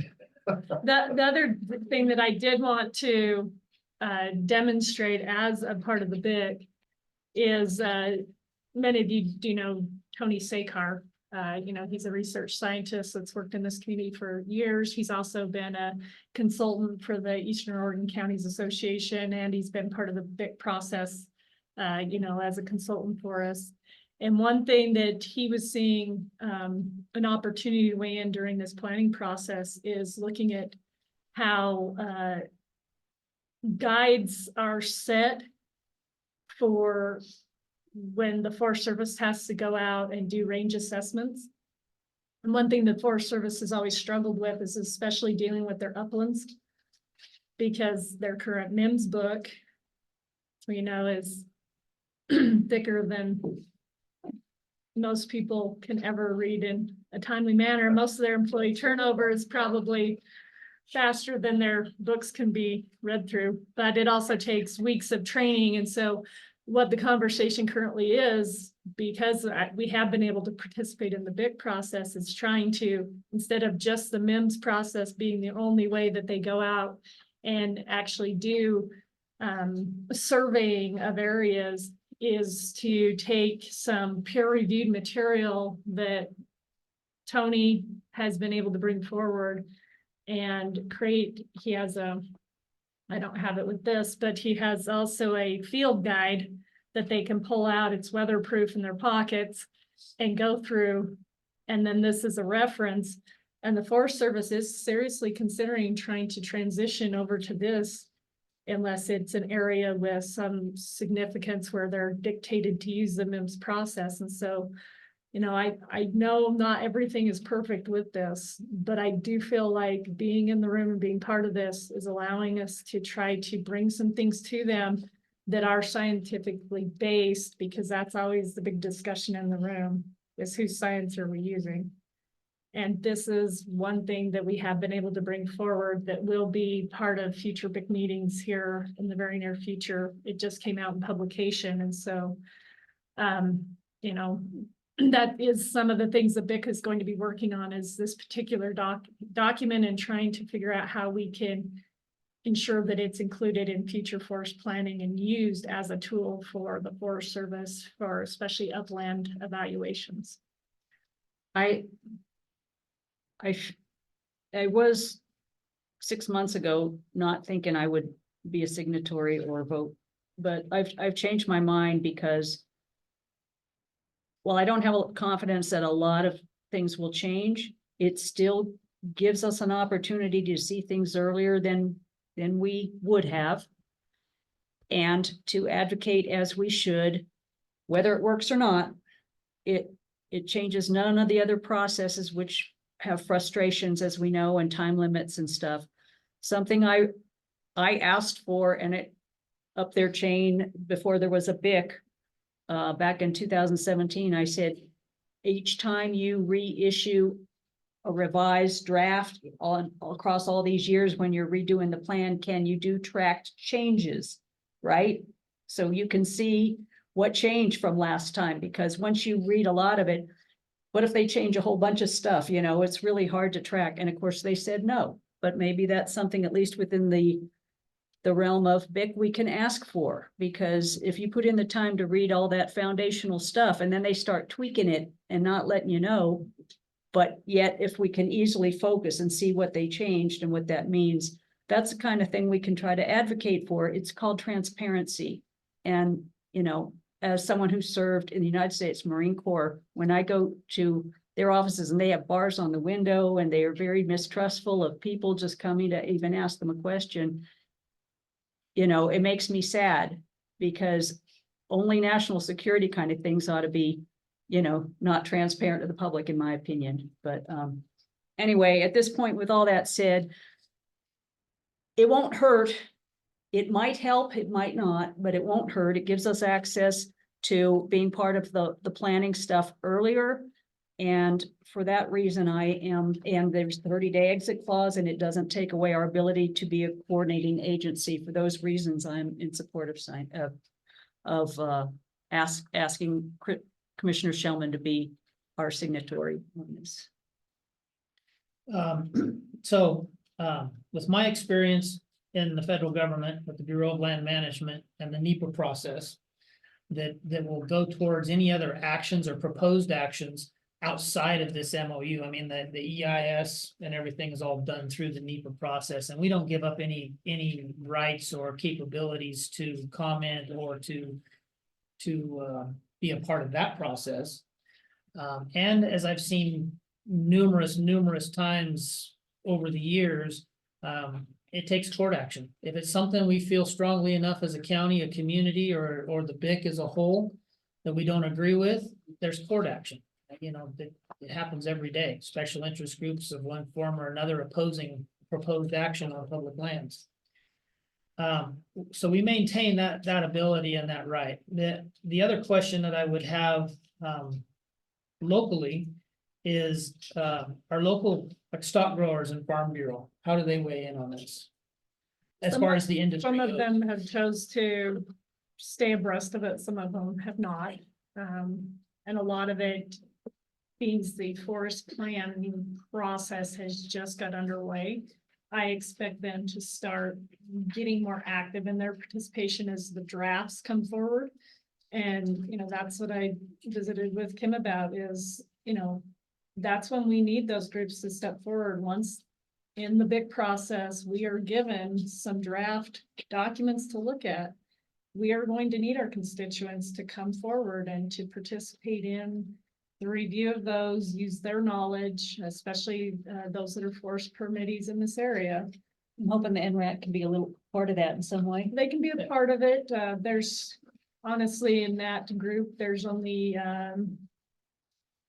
maybe 2 of them that are That have actual that. forest permittees, but you know, they do bring, oftentimes they'll form a subcommittee to bring other people to the table. And so, you know, it's going to be a work in progress because we don't know, as he pointed out, what size of documents will be handed as these drafts are brought forward and what that'll look like. And, you know, we're kind of navigating this because this type of forest planning where we actually get to look at it in draft form instead of final form, it is a new thing.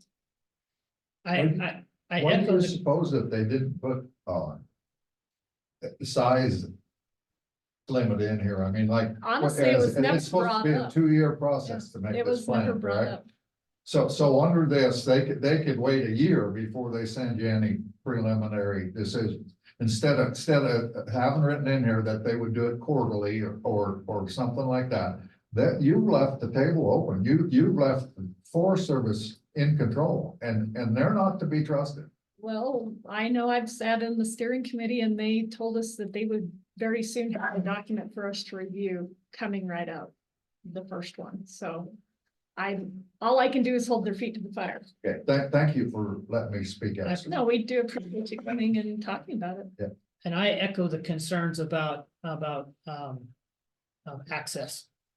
Our forests, I've seen it happen through travel management plans, roads Well, being we closed haven't and engaged in travel management. That is going to be after forest planning. so the access overall, whether it's our public lands, Bureau of Land Management managed lands or forest lands. I'm right there with you on that topic, and access affects everything. It affects recreation, it affects grazing, it affects commercial, it affects everything. So access is the ultimate question and concern. This document, this MOU, as long as it doesn't take our ability away to reply and be a part of that process, as I mentioned in the NEPA process, then I would be in favor of supporting it at this time. And with the caveats that our county council has reviewed it, and it does have the 30-day withdrawal from it. you know, counties and entities start withdrawing from it, then hopefully somebody would take notice and say, why is this happening or whatever. I mean, that's part of our voice. So.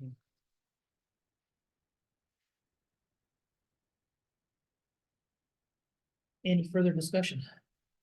Are we looking to make a motion and? Yeah, we need an official. To endorse or not, to sign or not? Yeah, we need a motion for it. I move to approve Harney County signing on as part of this big MOU and authorizing Commissioner Shellman to be the signatory to the MOU.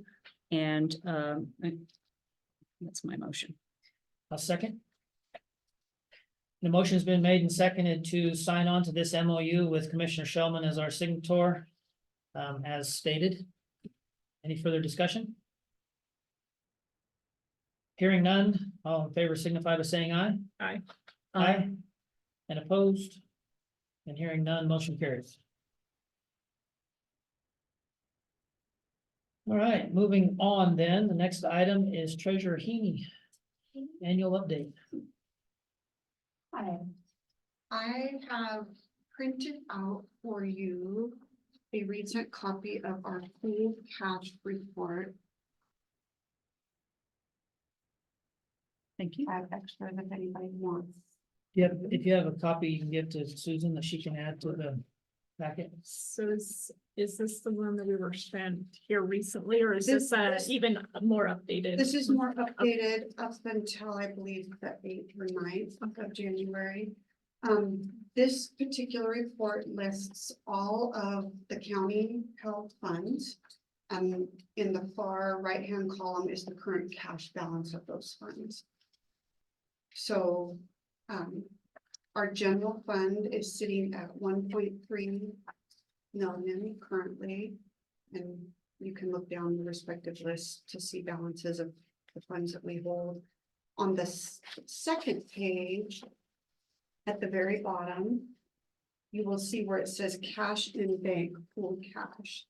That's a listing of all of the bank accounts that we hold and respective balances in those accounts. The first account is our U.S. National Bank or operating account.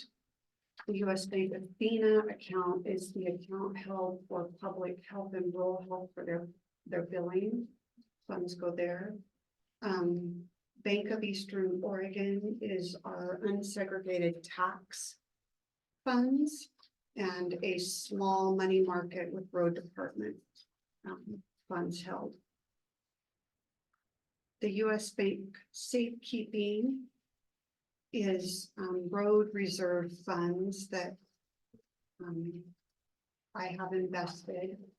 And we currently have 2 bonds in that account. I'll give you a little bit of detail about that.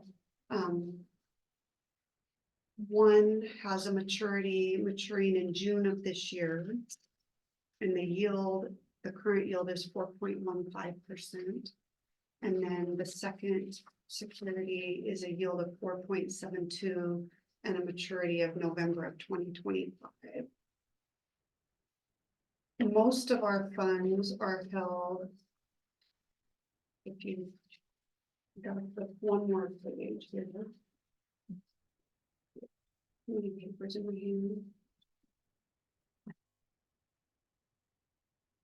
In the Oregon State Treasury or the local government investment pool is where the bulk of our money is held. You can see we have 30 million there.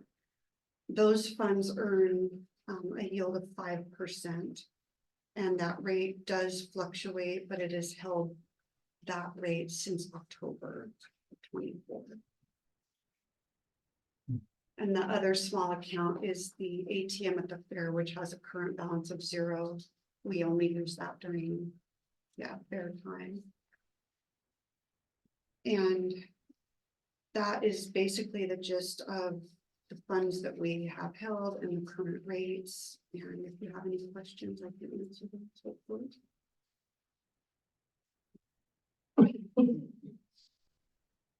What are your thoughts on areas of concern that bother you a little bit? If any. As far as like various funds, Yeah,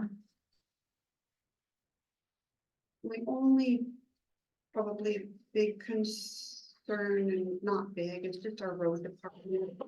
That fund is consistently over the last few years, been this beginning balance is beginning to be eaten away. We did build a transfer in this year budget from one of the reserves to go into the road department if needed. We haven't made that transfer yet, and I think we'll And wait. is that aside from touching their reserve, or is that they are using their reserve? They would be And utilizing the so reserve. we, at one point, used road department to help transfer to the general fund when we had that budget crisis, and now we're doing that to them. Transferring to them as a precaution. It was built in your. Yeah, it's built in if needed, so as the end of our fiscal year comes around, we'll see where they're at, and if we think that transfer is even needed. It may not be needed, but it's built in case it is. The road department supervisor, I mean, he's been aware that this is going to be happening. I think it maybe happened a little sooner than he anticipated. But at this point, they don't need it, so we'll move forward. And I know this year, some of the planned expenses were in oil because of fuel prices and the bids for asphalt, which came in a lot lower than what they expected, which may help their bottom line this year and not need to dip into those or make that transfer that was budgeted for. So till it comes out at the end of the year. And I think that's, part of the symptom of our lack of, ever an increase in payments to any of the, federal payments that the county receives that would help with road maintenance. It's. Those pill Sadly, we payments have really so don't many go others. up very much over the years, over the not keeping decades. pace. Not at all, and we rely on that a lot for. We did get more last year than what we Slightly, had budgeted for in our pill payment. And then this year's projected is still fairly decent. But I agree. I mean, I it ought agree. to With be this 2 land million mass that by we now. have, it's We're not- still in the 1 Now million. to be able something. to It's like- maintain our road system. And the SRS funds are dedicated road and schools. The pills go to general fund. And SRS, I want to say it comes around 80. Seems like that's about when we got it this last year, I'm gonna say. It's still to come. And those aren't projected to rise as this, difficulty that we're in is all of our costs have risen, but those particular payments that do support road services aren't projected to keep up with that. No, they're not, but I think they're working towards. Or the word is they're working towards not having to reappropriate them every year so that they're more secure in nature, but. Yeah, We'll we've see said how that that for a while. They've been I'm saying that for at least And the Since 7 years the- I've been on the court. No, it's one of the other things at the federal side that we deal with. It's local government that we have no control over making them take action on. anything else, Treasurer Haney? Any questions? Really appreciate that. Appreciate this. Okay, next topic is the transfer of local community health partnership LCHIP funds to Gobi. Discussion, Commissioner Doral and Treasurer Haney. So that particular fund, which used to be called LCAC, was some funding that the county has housed for a while to conduct this work. That is kind of state directed, that local communities feed up into a CCO, a regional CCO, and Oregon Health Authority. Has a lot of authority over that. This is some money and things that you can do at a local level to try to help improve the health outcomes of your people, particularly your Medicaid population. And Harney District Hospital at one point administered the funds, and then it came to the county and this and that. And it's really, the treasurer had, brought up to the fact that perhaps another entity could better manage this, particularly with some of the requirements of people needing cash for this, for that, the other thing. And we looked around. I sit on that local community health partnership thing, and I mentioned that to them, and Harney District Hospital was asked, and it sounded like they were going to, and then they decided not to. So I thought, oh, well, we'll just keep it, you know, and as we must. And then they surprised me at the last meeting, Gobi, Greater Oregon Behavioral Health. They said they'll take it if we want to give that up and administer it. So John Lucero will be in touch. I think you all were on this email chain at some point about it. Nothing's happened since they surprised me pleasantly at that meeting to say they would do that. I mentioned that to Treasurer Heaney, and she asked some questions. So we just thought we'd have a little discussion of what that might look like. But Gobi needs to get back in touch with us to make it happen, but there's some practical matters she wanted to bring up. The current fund balance is $18,208.50, and we budgeted to expend $12,000 of that this year. So there's a larger balance than what's budgeted. Kind of the two options we would have to send them the fund balance would be to pay out the remaining budget for this fiscal year, which is around 11,000, and then budget for fiscal year 24-25 the balance. The other option would be the supplemental budget, which would cost us about $576 to allow us to make the appropriation to work it all out at once. My opinion would be to pay out the 11,000 now and then just budget in the fiscal year. Because we're coming in on February. This is going to take some time. I doubt that they would expend the full amount. Right. If they're open to that, that would be my suggestion. I would concur with that. I think the funds that they get annually are $10,000 a year. So actually we budgeted more than what they would get it on an annual basis. So that should cover them through this year. And as a matter of fact, I believe because they had accrued such a balance in there, they didn't even get their allotment for this year. There has not been a payment coming this year. So 11,000, what we budgeted, what we have remaining should be more than enough to carry them through for the next 6 months, and would be less cumbersome, I believe, doing it at budget time versus a supplemental budget myself. Agreed. Sounds good. If you get emails that we're not copied on and you want to keep us in the conversation, just, forward them to I'll us. just wait to hear, and then if I don't hear, maybe I do have his email. I could reach out to him too, just see if they're still in this planning. Yes. stages. Sounds good. I appreciate the conversation. So everyone, So will they just submit a invoice to the county I would for a receipt of assume those funds? I mean, is that they kind of what would have you? to submit I suspect that's why we haven't heard from him yet, is he's trying to talk it on up his chain, but, I think we need an official letter. The I'll- court's approval to. if we don't get anything next week, I'll contact him and just ask him where it's at and get it going.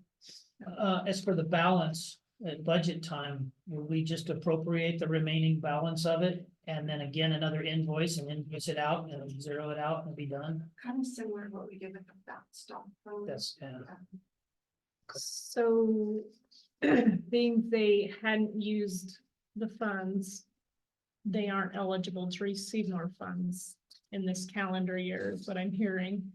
So once they take it over officially, then those, Wait, you're saying they aren't able to receive more funds this calendar year from who? Who are you talking about? well, where do those funds come from? They come from, EOCCO, which is, the part of, but because there was such a balance that had gone unused, those funds aren't going to be received in this calendar year. We don't know that. we don't know Okay. that. I was gonna say, I don't believe they've lost the ability to get the 10,000 a year. I think they just, for whatever reason, I'm not sure why they didn't expend it, on things. But it won't continue to come into the county once this. Once it's action all is done, taken? that's correct. Okay, so then it would go directly to Just that the party. payment would go Yep. directly to yeah, Okay. I don't know what fiscal year or when those payments are made, but I remember a conversation in one of those meetings where they had decided that because, and I think it was the local L-chip meeting, that because those funds weren't being used for what their intended purpose was for, and they had built up such a balance in that account that EOCCO, is that right? Was not going to give them this year. Oh, well, I Because they I had didn't hear funds that, to- so because they I had stand more than corrected 2 then. years worth of funds to draw down. Well, I've never not expended funds in order to keep funds coming. I don't know. I might have missed that part of that meeting, then not heard that. So I don't expect anything to come this year, and I don't know what time frame those payments normally take place, if it's the same fiscal year, July 1st that we're on. But I would presume that if they're starting to ramp that project or program back up and utilizing those funds as intended, that they would then be eligible, which would be outside of our. Yeah, that'd be a Yeah, I negotiation mean- that they could maybe go back and. Yeah, but this was sort of to take this off our plate and that we're not bringing any value added to being the administrator of that money. And would anyone else be a better fit? And now they're just saying, go, we'll do it. So we'll see how that goes. Somebody who's closer to the program, closer to the needs. Well, since they're dictating everything, it'd be one thing if we really could make our own decisions. Right, any other comments? No, All right, thank you, Treasurer Haney. would you mind if we recess for just a minute? Sure. Do we want to, we've only got a couple more topics. Do we want to, after this recess, continue on? Yeah, yeah. Okay. How long is this? 10 minutes. I can set one down in 10 minutes. What's I that? said I can set one down in 10 minutes. Small. Let's.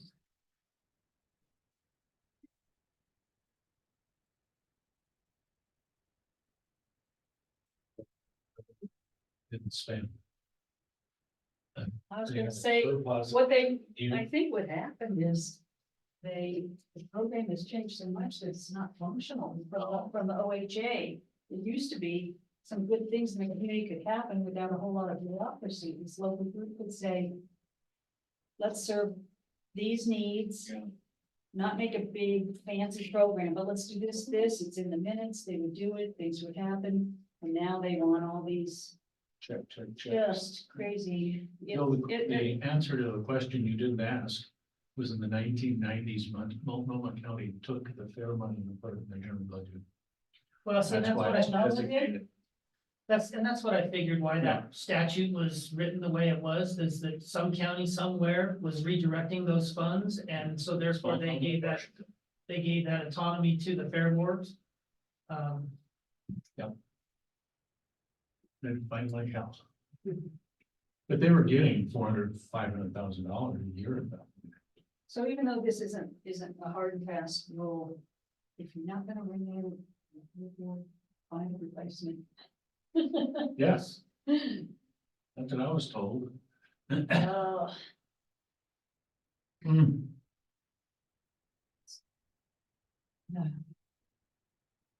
I think Joe Norris should do it. I don't know the man. What is his name? He's valid. Sprinkler systems. I've heard of the it big, a lot. yeah, the big ones. Okay. You know where the Egan goes into Hotchkiss, Yeah, the big gray, that's him. that's him. Almost, that was that place. Yeah. His wife is a PhD in pharmacology. And I'll say Karen, starts the plan. I don't know, but She worked part-time at John Day, there's no way that she could.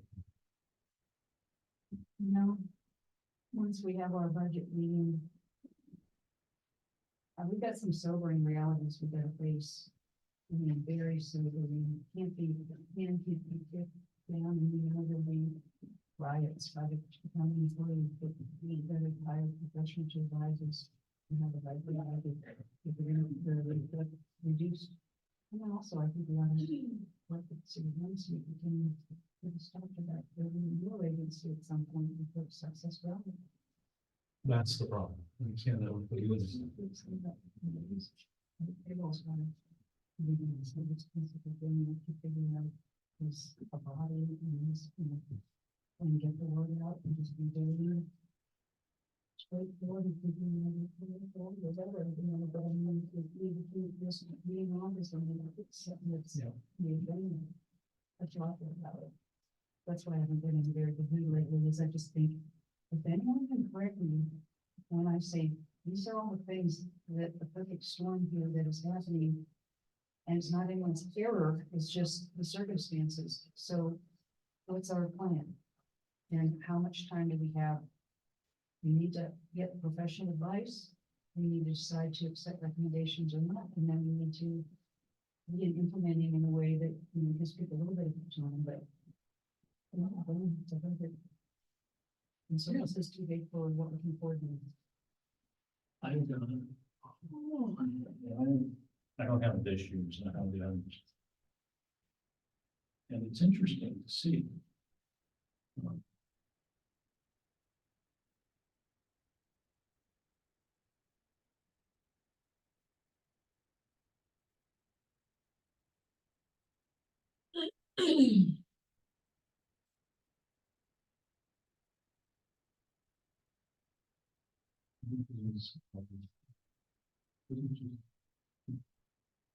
I've done is I've capital budgets. Since 19.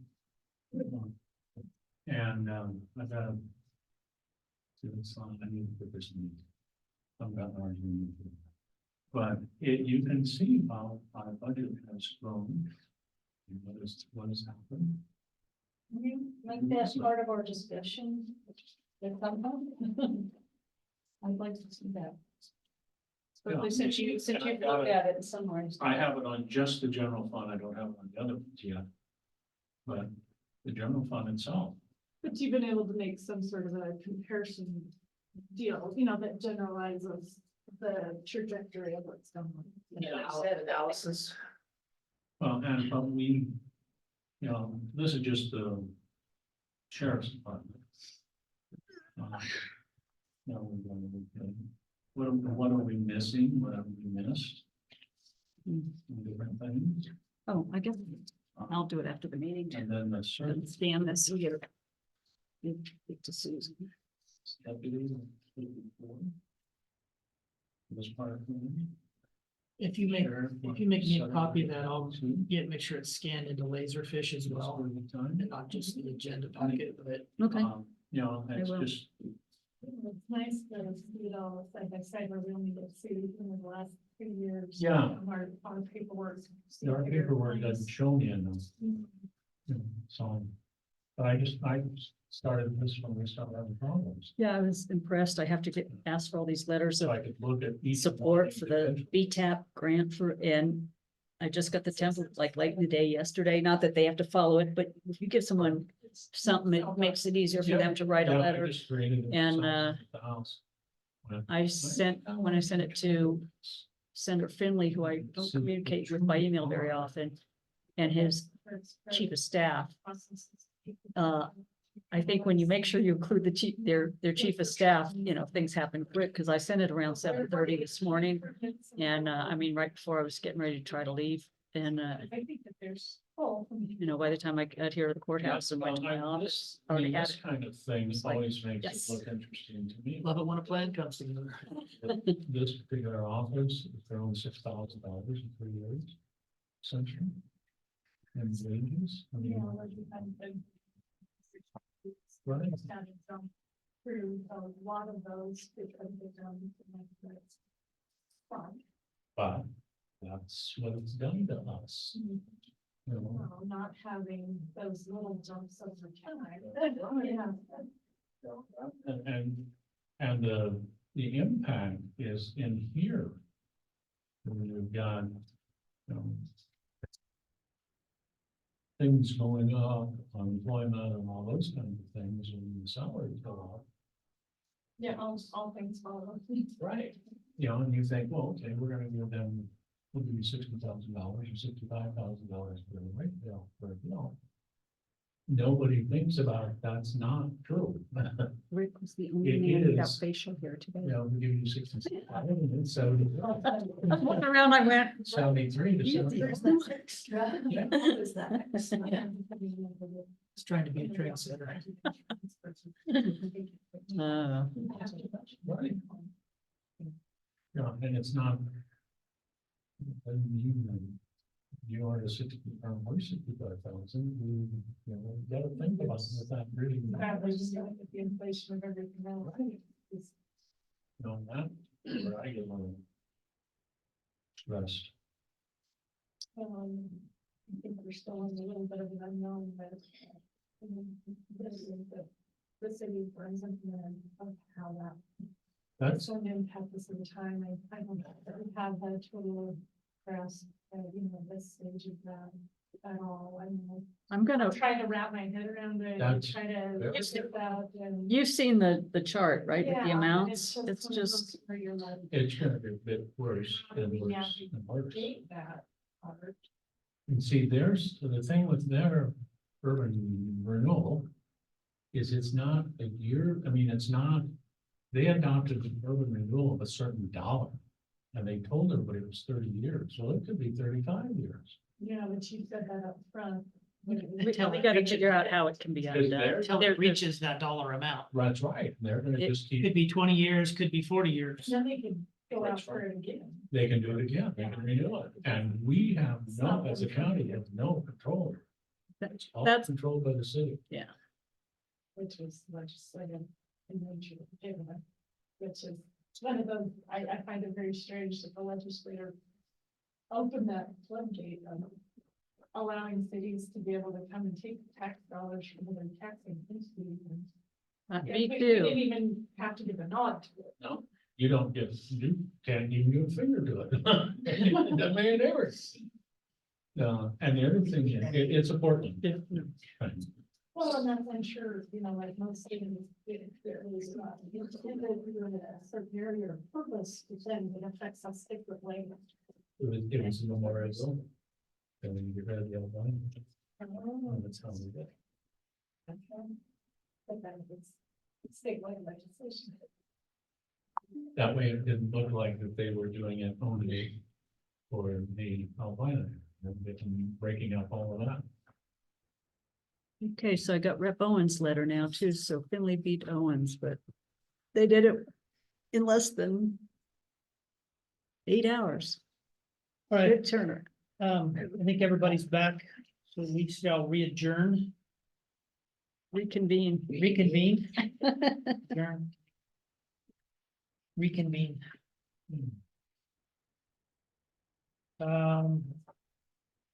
Next topic is joint Harney County and My Wave letter to Representative Owens in support of loan forgiveness for the Wow, hospital gave me one already too. It just Special found out Public Works 7:30 Fund loan that was granted to Harney County in 2020.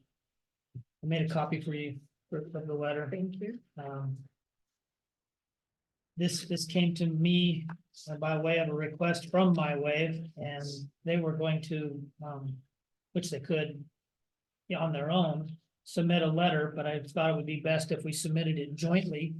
Whereas Harney County was the recipient of these funds and then entered into an agreement with My Wave to build out the internet infrastructure here in the county. It's a loan. The last payment has been, distribution has been requested, so the project has come to an end. And at the end of it, then a promissory note will be executed between the county and My Wave for repayment. The request to the legislature through Representative Owens is that if they grant us the funds to satisfy this loan, these are funds and dollars that My Wave can continue to put into the community and internet broadband infrastructure. With which I think is pretty in line with the broadband development funds and everything that have come from the federal government, the direction and whatnot spelled out by the federal government, that this is in line with those goals and those objectives. Well, My Wave is a very committed internet service provider for this area. You know, whether they're making a lot of money or not, I have no idea, but they're the only ones that consistently come to the table on stuff so far. And some of the complex ways they have to register as an ISP for some of the steps to eventually themselves apply for some of this broadband money. They've been crossing each of those hurdles and doing it, which Rachel Maddox Hughes told me. She said, "We're very impressed. Usually small ones have a lot of problems and they're just making it happen." So I consider them to be a good local ISP because they're here and they want to stay here and work. Well, it's just ironic that all these, technical systems, opportunities and stuff are coming about right now. Hopefully that can help, project them to continue to be active participants in that. And this is kind of ironic because I remember when this took place, it was right after I got onto the court, and then you have everything at the state and federal level suddenly recognizing this need when we already have local providers trying to figure out how to meet that niche. Then they had to go in debt to do it, Right. It's just kind of interesting to see this all evolve. The other points I think that are important to mention is the overall benefit to the community through what they've done with these funds. Yeah, to having Harney County, access, yeah. and the 4 FTE that they've created in doing so. And again, being able to direct the funds that would be spent or repaid on this loan to further development potentially protects those 4 FTEs, potentially creates more FTEs, and creates more benefit to the county, the Well, community. I haven't talked to Representative Owens about this topic specifically. I assume he feels that this is a. He briefly spoke with me Opportunity. yesterday on a couple different things, and one was he's aware that we'll be sending a letter, or was I aware? I said, yes, in fact, at county court, we'll be most likely asking the court and My Wave jointly to send you a letter for this very purpose. So Okay, so the ground's been laid with him in order. to Yes. move it forward. And have had a couple of brief conversations with him on it, just basically in the very beginning of it, when it was requested of us. I pointed out, I said, well, Harney County was the recipient, My Wave, I guess, could ask the legislature for $750,000 to be given directly to them, and then they could repay the loan. But since Harney County was the recipient of it, and the loan payment is flowing through us back to the state, it'd be just as easy for them to give it to us and let us satisfy the loan and be done with it. So that's why we put it together as a joint request from the county and My So Wave. is this something he felt like he could deal with in the short session, or did he say what the avenue would be? That part I don't know. I do have a conversation with him scheduled this afternoon, and we can talk about it further. I send it on to him and see what he thinks is the next step. Because I think in the short session, they're only allowed 2 bills each. Yeah, and there'll be a little other work that goes on other than that, and so I didn't know if that could be an opportunity. So I don't know how that works. If somebody else has a bill and this gets added to it, that doesn't count against his 2 or something, that just gets tacked on. So I don't know how those Yeah, bills work. I'd just be curious to know what his avenue is, just because if this does have a timeline, are we going to be able to achieve the timeline? And, it could be an e-board request too, when they meet in the near future, right. potentially. But that would be a Senator Finley versus a Rep. Owen. Yeah. So that's just thinking out loud a little. One of the, not quite the same topic, but just before I forget, Rep. Owens mentioned that particularly in light of the fact that Harney County is experiencing some cell phone coverage issues, etc. And that OPB had that article, and it's good that it got out there. he said, you know, it is in his intent to see what publicly funded, to see if there's potential to ask for, seek, or have happen some publicly funded towers that could be co-located to support broadband, fiber, cellular services, and utilities of any nature. And so that's another reason for the broadband planning to. Harney Electric has not been very active in our bat, but you know, we really want to work with them on stuff. If we can solve a lot of things with different infrastructure needs that will then play out into as well our broadband. But Any other discussion on the letter? We're all good with it? yes. Next topic is county court written testimony to support expanded RFPA boundary, and this has my name on it, but I'm gonna have to table if it's on me, because I'm gonna have to do some research on it. Who sent the email? Well, I what they're can't trying remember to now. do is the RFPs are just trying to clean up some of the boundary lines. And so this is. I remember seeing the email. Yeah. It's just part of Who that sent- do effort you of remember who sent trying to it? clean that I can't up. remember who sent I it. can't couldn't find it. Call again. that gal's name because there's been a transition of the RFP and I can't remember. Who Okay. Took over for better. Okay, Her name's eluding me at the moment. It's a gal, but. I don't know. I met her in person once. But, is she like what agency is she? well, or it's is with the she? state. But it was Marvin's replacement. Department of Forest? Yeah, they're under the Oden Forestry, which is one of those awkward things where they're under that, but. Okay, it's I not don't, really a maybe, true. it's in the forestry email issue. queue somewhere, but I was gonna say, unless there's a reason not to support, obviously, if they Well, need they- testimony, when do they need it? Yeah, the written testimony. timeline, I don't know that I recall a timeline on it. I'll do some search. I've seen a couple other emails on RFPA, but I don't. Because they're I don't know if having I their recall meeting this one. coming up. What her name is. You're too young, Kristen. No, I'm Yeah, terrible you. with names and faces. It takes Once a it while. starts, for once them it to- starts, it never leaves, let me tell you. It never not started. I've always had a trouble with association. It No. takes time. I think it has to Mine be a always, long-term I was from memory. the south, we like to take our Oh. time, you know. So we can table that one for now. I will do Unless- some research and Yeah, I wouldn't table it for too long in case there's a Yeah, deadline, yeah. but other than that, well, maybe we should just by consensus say that if you do find out something and it requires just a short letter of support on our behalf, please do so, I you will. know. that's kind of Yeah. my line to tabling. We Okay. can table it. I'll take whatever action we need to do if it's timely manner, and we'll bring it back at the next court to let you know Sounds great. that we did do it. right, Appreciate to do that. it. Yeah. And then. It was under old business, and I walked past it, but I didn't ignore it, but the other added item. Which I guess would kind of bring us now to late items anyway, well, almost.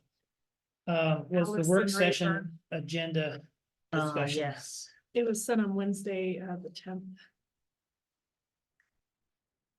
Wednesday, the 10th. I can double check to see if you were on there. I thought you were. Okay, you weren't on there. That's why you don't have it. He doesn't have. I'll If you forward it. forward it to me and I'll. I was gonna say there was some emergency management stuff with RFPA, but I Well, they hadn't seen. included Melinda and Patty and I on it, and I remember seeing it, but then I didn't Sorry. see that you I weren't didn't, on it. I didn't look carefully at who was on it.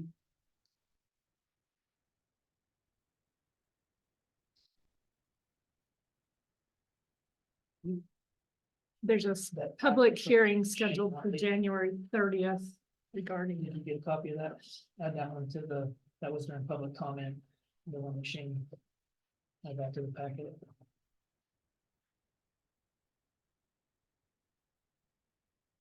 Um.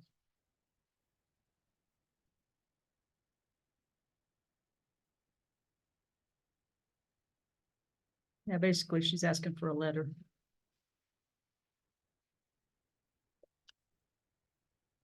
And she shows an example of one. several things.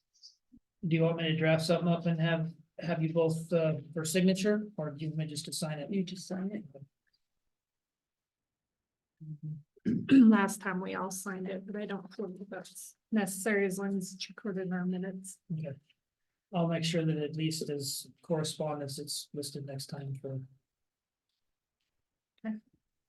So then this item that I went past earlier was the work session agenda discussion. Yeah. I just had noticed when I looked at the agenda that something else had been added to it, and I just didn't know Well, the two if items there that I would had be time to, was the, I mean, I thought it was only gonna be about Yeah, I the thought that- county structure. you know, okay, I thought during the discussion. conversation we'd mentioned about in the process of the LPHA and all that kind of stuff that we wanted to Yeah, discuss I- on that too. And we're doing I it just differently. wasn't assuming that it would be with this. I would hope that that could be a separate one, because We can. Yeah, I would like staff to be there to be able to discuss. Obviously, if we're looking at discussing a management structure, I would need to be able to ask some questions of staff and make sure that they're able to attend. And so that's where I was just like, yeah, I'd like to my separate- original request fine. I was don't have a to problem. I be just thought- specific to the administrator, county administrator position, which, this talks of Board of Commissioners. I would like it the language added also, county administrator, because that is the Board of Commissioners piece is a step here, but I feel like one of the first steps is, looking at that county administrator piece. You got that? So if we could add that. We'll take off the I think at the hospital part. the health department, OHC part of it, and add, county government and creation of county administrator. Yeah, that's already on there. I didn't say anything about county administrator. Okay. Cause that was the original request, was that part. And then if you Can we could, do that?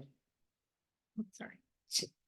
Discussion of county administrator, and then we could put comma Board of Commissioners, because one leads to the other. And then also. Wait a minute. State statute for the 5 counties.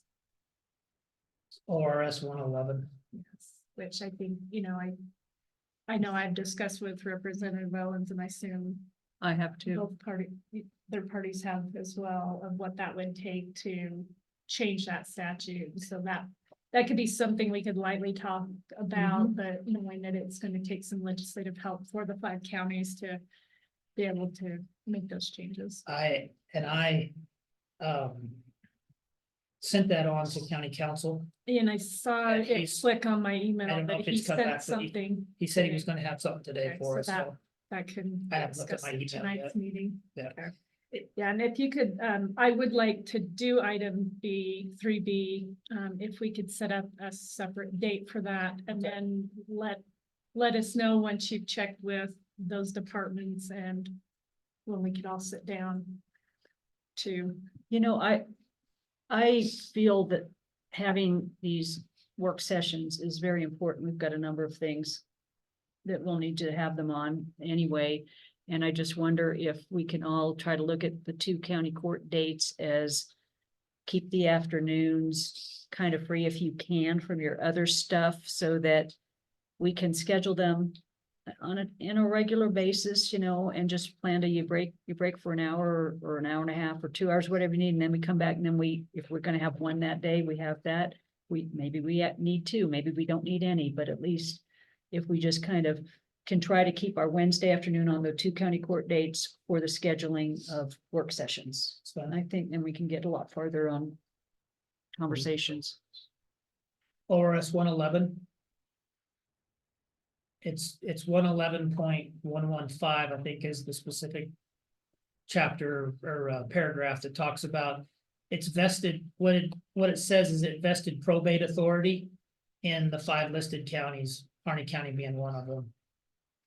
And because it's vested by statute, we need to look at what we need to do to unvest that before we can do away with county court and the probate function.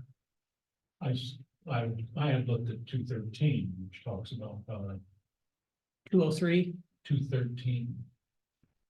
Oh, it's 203. I thought, well, I Or think two- it's 203. I'm just looking through. my Is it log books.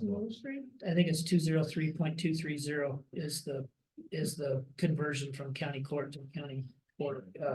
Will you be able to have hard copies of that for us when we meet tonight at 5? I can, yeah. That'd be awesome. They're not very long. They're a couple pages each. Be nice. Thank you. Well, I intend that this would be the first of several work sessions yeah. regarding this. I would like to maybe discuss how much time we're going to spend at this work session. I know it is gonna be late and the roads are gonna be bad, and so I don't wanna, turn it into an 8 o'clock evening for Commissioner Doro either. Where I think it's gonna be one of those, as public awareness, this is kind of a work session where hopefully some members of the public are gonna become aware, and then more will over time, because this really affects our whole county. It, affects future processes in the county. And so, if we can kind of maybe keep this one high level of bringing what information needs reviewed to the table and begin the process, but not necessarily go into a 3-hour meeting about how to get there. Yeah, I It's kind agree. of where my mind's going, but It's the 203. Abolishing office of county judge and establishing board of county commissioners in non-charter county.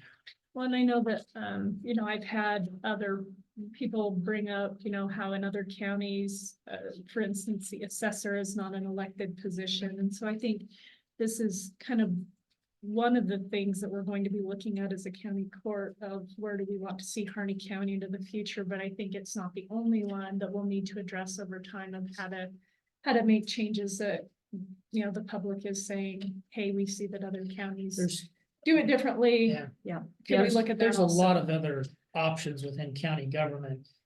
Treasurers don't have to be, Right, treasurer's another elected. position. assessor doesn't have to be. Mhm. You don't have to have justice court. There's a lot of different things that different counties could do and different forms of structure of government. So it's outlining where we want to take this in the, And I think, as we move on with our work sessions, if we can, look for the at public, not saying that we're doing away with any of that, it's No, it's on the it books just- availability. discuss if we're making changes, what other changes do we feel as a county would be appropriate?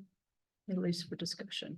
Yeah, for discussion, and then obviously, We should Public be able to meetings or discuss it public all meetings, work and sessions or learn work from sessions. one another and seek the official answer if we don't have it on Yeah. things. So I had, in our last county court session, I thought we both wanted to have both of these topics. It doesn't matter. I mean, we Well, can separate them. and brought that's it fine. up I at don't have, the end. I didn't realize that you Yeah. thought that I meant for this one, so I apologize. fine. I don't- There was some yeah. confusion there. that's fine. I don't have a problem with it. We can stick with the county government administrator role, question first For tonight. Yeah. for tonight. Okay. And I would think, I mean, really, I'll bring in those copies of those statutes. I might even this afternoon try and get in touch with, was it Gillum County? Gillum was active. Yeah, I might get in touch with Gillum County this afternoon to see if they have a talking paper of any sorts on what they've done or anything already. And I know they've been in conversation with Rep. Owens as Yeah. well as trying to navigate this path forward. So I'll reach out to them this afternoon and see if they have anything to bring that we might bring to the discussion. And that's all I really see. It's just kind of an initial. And yeah, just a real high level general introductory discussion and look at an administrator position as well. And that would be good. I did make a couple of calls to that I can share at that meeting. All right. And then, So as far as rescheduling the work session for the other topic, do we want to address scheduling at this point or wait a sec? we'll get there in just a second. Scheduling is coming up. So, public water notices.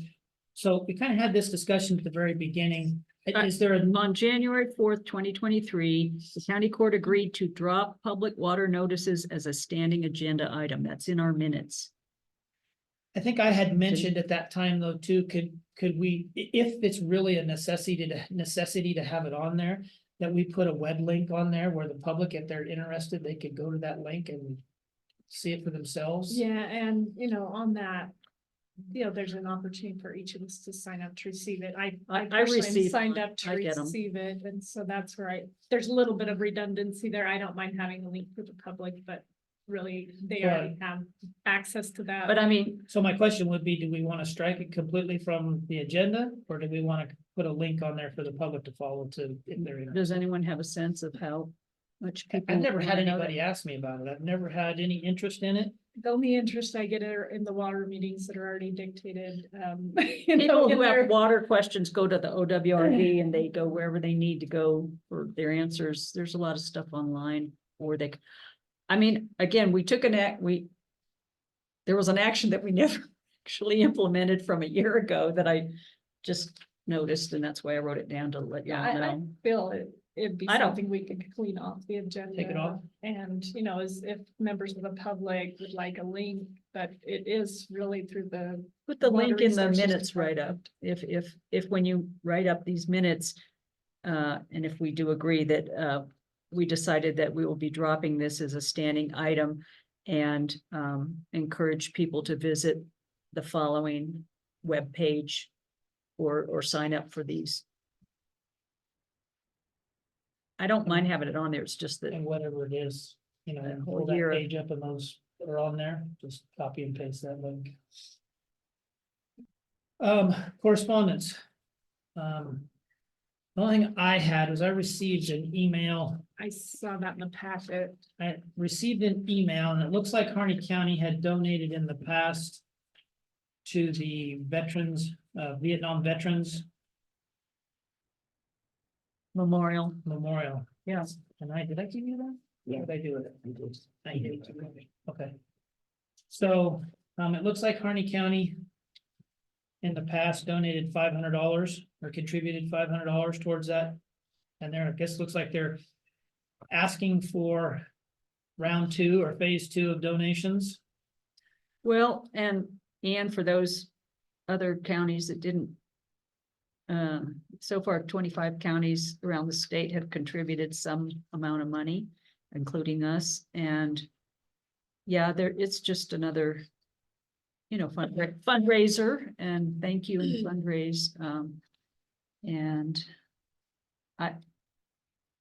I care about these things, but I don't necessarily feel the need to contribute anything at this juncture. They're gonna be probably fundraising for a number of years and we've got to watch our budget. so. Yeah, I was assuming it was a one-time contribution when we made it originally. I believe so. Yeah, that was how I thought it went. I didn't know that Okay. there'd be I'll just requests.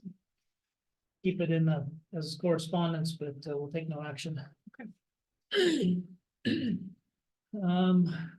Any other correspondence? Anybody else? Scheduling then. So, work session scheduled for January 17th, 5 p.m. We've already discussed that one. I did send out a feeler, which I think most everybody replied back to for a budget. A work session, a county court work session at 9 o'clock on the 24th. And then the quarterly budget meeting to begin after that from 10 to 12, excuse me. I have to be in until on the 23rd, and I'm still trying to determine whether I'm going to return that evening or not, because after the wolf investigation meeting, I've then set up another meeting to discuss wolf compensation. And I just don't know how long that meeting is gonna take at this point. What was the 9 to 10 part of the meeting gonna be? It was the county The court one we had work to session cancel the Oh. other day. to, yeah, it's from the meeting the other day, it's when we got the snowstorm and everything, and I called that morning and canceled it. But remind me what our focus was gonna be. Budget. Just a work Just set, just three to, of us to have a, yeah, talk just about budget. to Okay. start the budget process. To invite Bobby Joe, anybody that works on the budget process to the meeting and just discuss protocol and. Well, So did we want to wrap those two? I mean, at the time, we had talked about a separate work session regarding the budget for the county court and then a quarterly budget committee meeting to follow. Do we want to wrap those into one?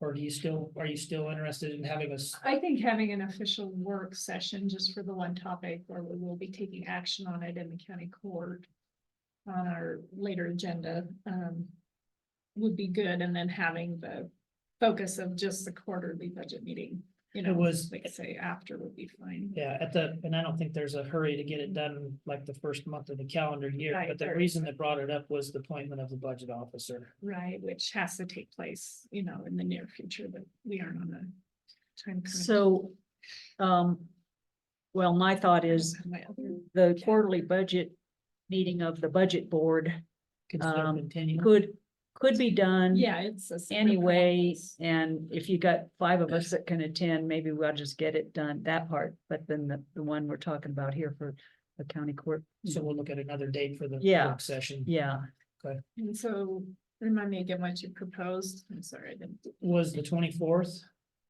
Work session 9 to 10. Quarterly budget committee meeting 10 to 10 to 10. 12.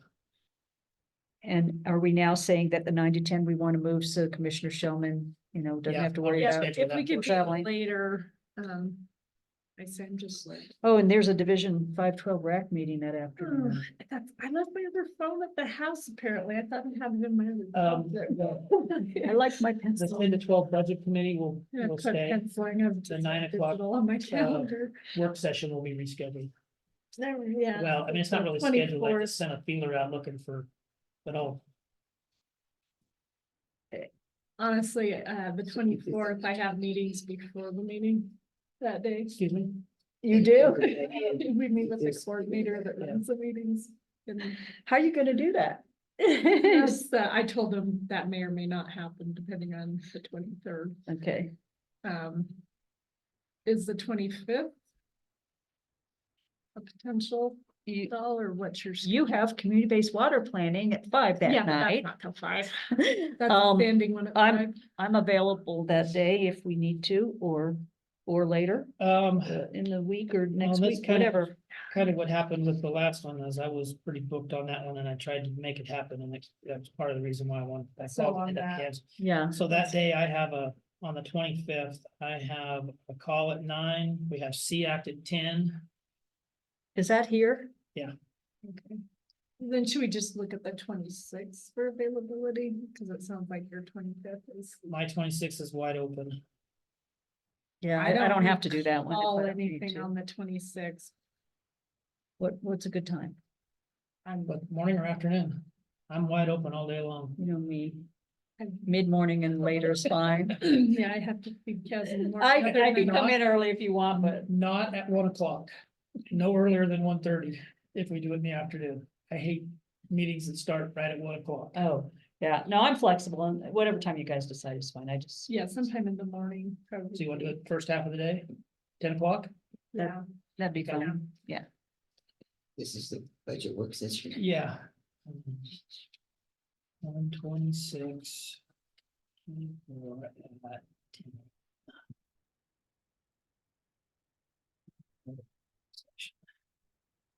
Budget.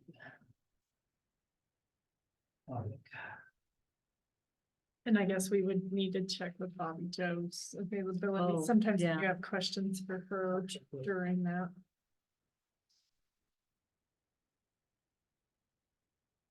And then our rest of our budget board, of course. How's your schedule, Rick? The 26th, the thumbs up for you?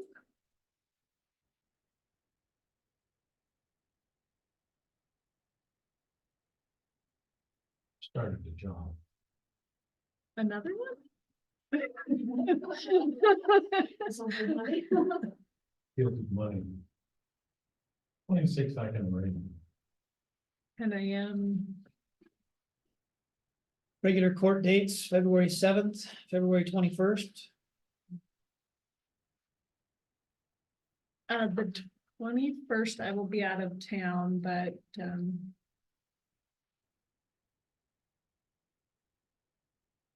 I do Are you know gonna? that. Can you zoom or not? Yeah, I was gonna say, I will be headed to Boise that day, so.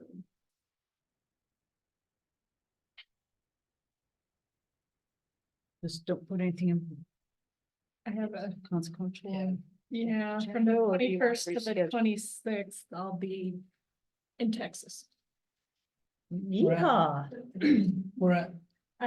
Fort Worth at a horseshoe. up north, Gotta do what you gotta do. in northern Texas. Yeah, our friends talked us into going down to the world's greatest horseman. Okay, so I'll just make sure that the 21st, we don't have any. Hopefully it's more. Any really Major major active items. things? Okay. Yeah. Okay, yeah, and like I say, feel free to keep it. We don't have to jostle. Okay. Any other meetings that anybody would like to have on the minutes?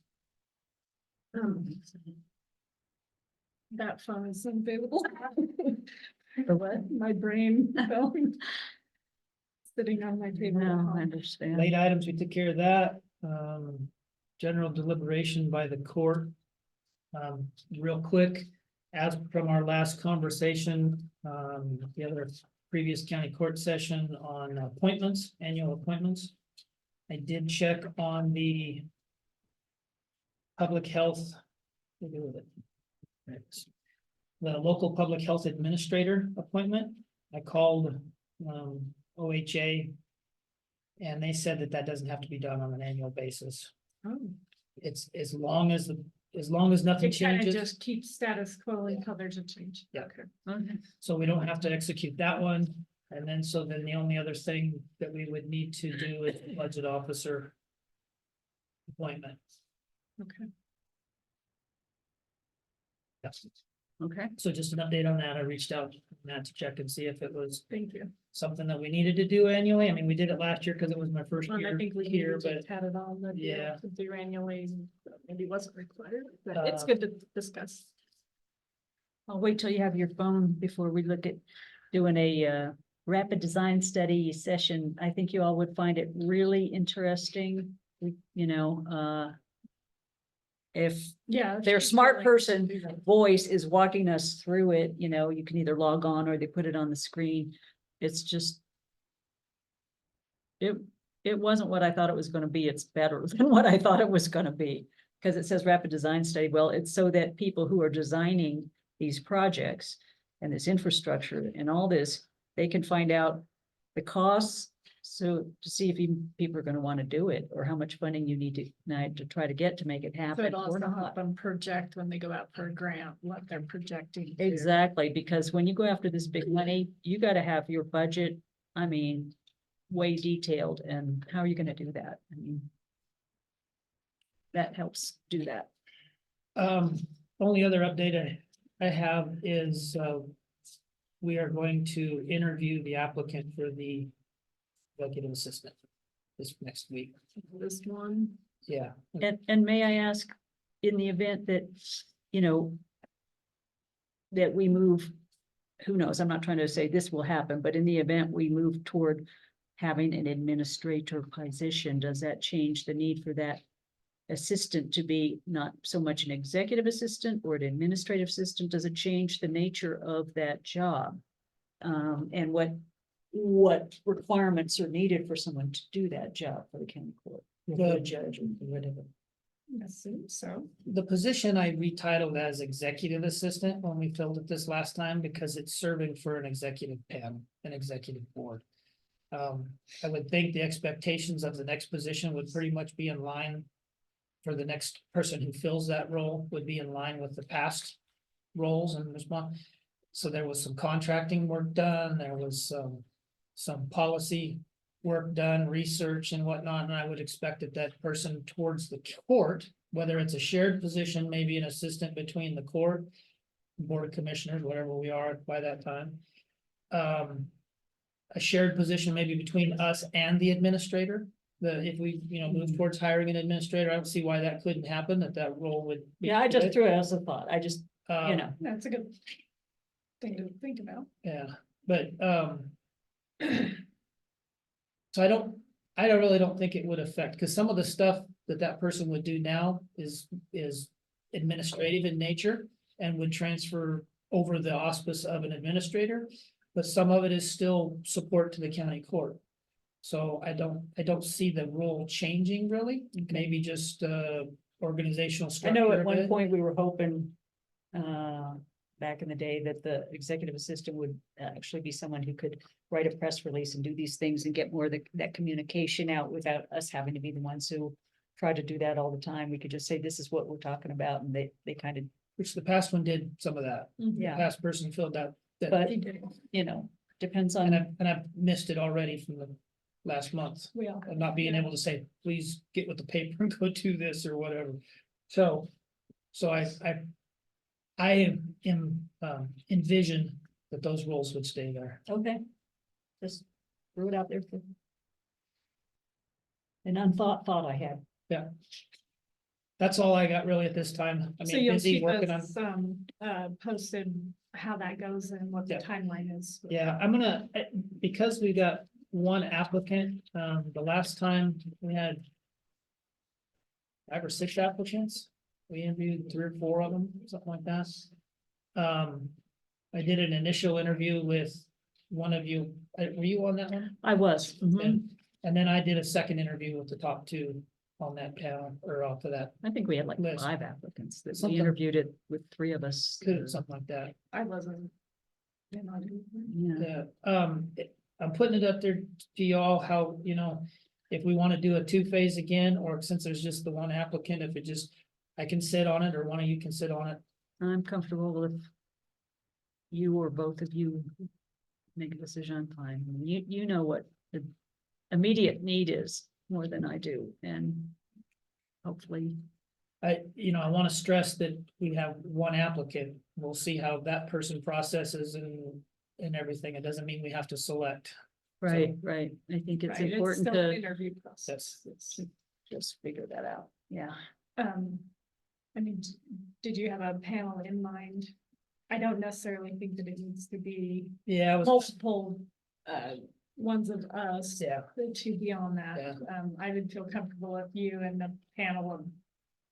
I was gonna put myself and a couple other people together, unless either one of you strictly wanted to be on it. And I agree that 2 of us shouldn't be on that just one of us from this body, from this body. So if you want me to take care of it, I'll take care of it. And I was gonna put together a panel of a couple more people. Yeah. That sounds good. Can somebody post something about the nature of our meeting? At 5 o'clock, we'll not be discussing that second item, so that. In case some I'll people, do a Facebook, I mean, social media post. yeah, just in case. Did you do It keeps the initial meeting? I haven't been on Facebook much. I did last week, and then when we canceled that one day, I went in and said, this date's canceled, these dates are still good. But I'll go in and do a separate social media post. It's the hard part with Facebook is what comes up and Yeah, doesn't unless you. Totally. So as you saw, the emergency management way to report your cell phone outages is supposedly up and linked. I did not, when I tried to do mine, I discovered I had some internet problems that Cindy had to fix where I couldn't even visit the county website, but that I must have had some bad internet thing on my computer at home, but have you tried it? Has anyone tried the link to see if Yeah. it works? I pulled it up. Okay, so that's good. I And got it initially when she sent it to us for review, but I haven't tried it since. right, Yeah, and Facebook, I think this is what I did, so it was working. good. And then then, my cell phone wasn't working, I couldn't do it. and We did have an outage here in town last week, I think it was. I couldn't get out on either phone. yeah, no, yeah, we're having those. And that, now the broadband action team, the COBAT recordings are up there and they actually work. So it looked like 2 of them might have been posted twice. One of them was posted twice, but, we're gonna keep posting those so that people who really want to dig in and want to learn more and then have questions, or if they, if they're just interested, or if an internet service provider starts to say, oh yeah, let's look at Harney County, they can, play some of those and see. But they're available now. So you got that fixed. Yeah, I seen those are up on the Yeah. YouTube channel. So that's good. Posted where the committees and. Pardon me? Where do you want it? The videos. It's already on, they're already on there. I don't know. Yeah. They're on the county YouTube channel. Cindy's uploaded. Let me see. YouTube. That you was talking about. No, I was pleased to see that. How do you get there? Harney County government. There's 3 or 4 of them on there.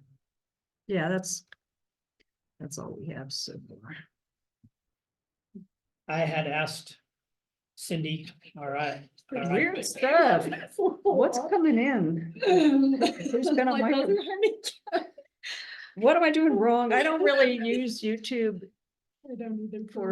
Click on that itself, on the, there you Okay, go. here we go. Here's the COBAT ones. It's like, see, that one's probably a dupe. But anyway, they're up there. I had asked her to do make some changes on the webpage. On our page, at the bottom of the page, it had a thumbnail of a YouTube, of a county court video. That if you don't go in every time and refreshing that thumbnail, it shows a meeting from 2 months ago or whatever. So I asked her to take that thumbnail off and just make sure that there was a link there to the YouTube page itself. So that when somebody goes into it, obviously your most recent stuff is at the beginning. Okay. So I asked her to do that. There was some calendar items that I asked her to do. The employment and contracting tab. We took a bid, HR employment, whatever it was. It was mixed together with a bid process, like if we were gonna go out for a bid or something, it was on the same tab. So we took the bid part of it off. We'll create a special bulletin or something whenever we need bid. You know, it just kind of clouded it out. So there was that, a couple other little things, but she got them done and took care of it. If you notice any bad links or anything, let us know. It's an ongoing process, keeping the website current. That's all I have.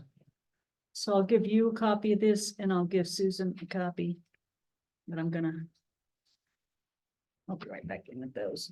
And then I will sign the MOU and give Susan a copy of the final signature page and then send it on to Dr. Daniel Costa. And then while this stuff gets captured in our town cloud agenda packet, it's also important to capture it in our Laserfish. So like this letter, my letter. The and Commissioner's Journal. Commissioner's Journal Okay. and Laserfish, Okay. because it's number one. So do we need to share it with the clerk? Is that what you're referencing? No, or- with normally the executive assistant would scan all that stuff and put it in, Right, historically. but there's a bin in here that I've been putting it in. Once we get somebody, they'll sit and they'll be entering a lot of stuff in Laserfish, but it's not difficult. It's just a scan. Okay, so if I give the final copy to you, then you'll put it in the bin once it's done? Is that what we're kind of? Well, either that or 2 copies. Get me a Oh, copy. and 2 give her- copies. Okay, yeah, I can do 2 copies and then we can do that. And Then then you I- don't have to. Yeah, send and I'll it. make sure that it gets that the recorded copy will get where it needs to be so it can be scanned and Okay, into the archives. okay. Same thing with that one. That's why if you can get me Yeah, a copy. I will.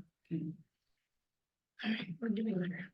All right, I will finish this up once the meeting closes. yeah, I've got one to finish it too. Anything further? No, I move to adjourn.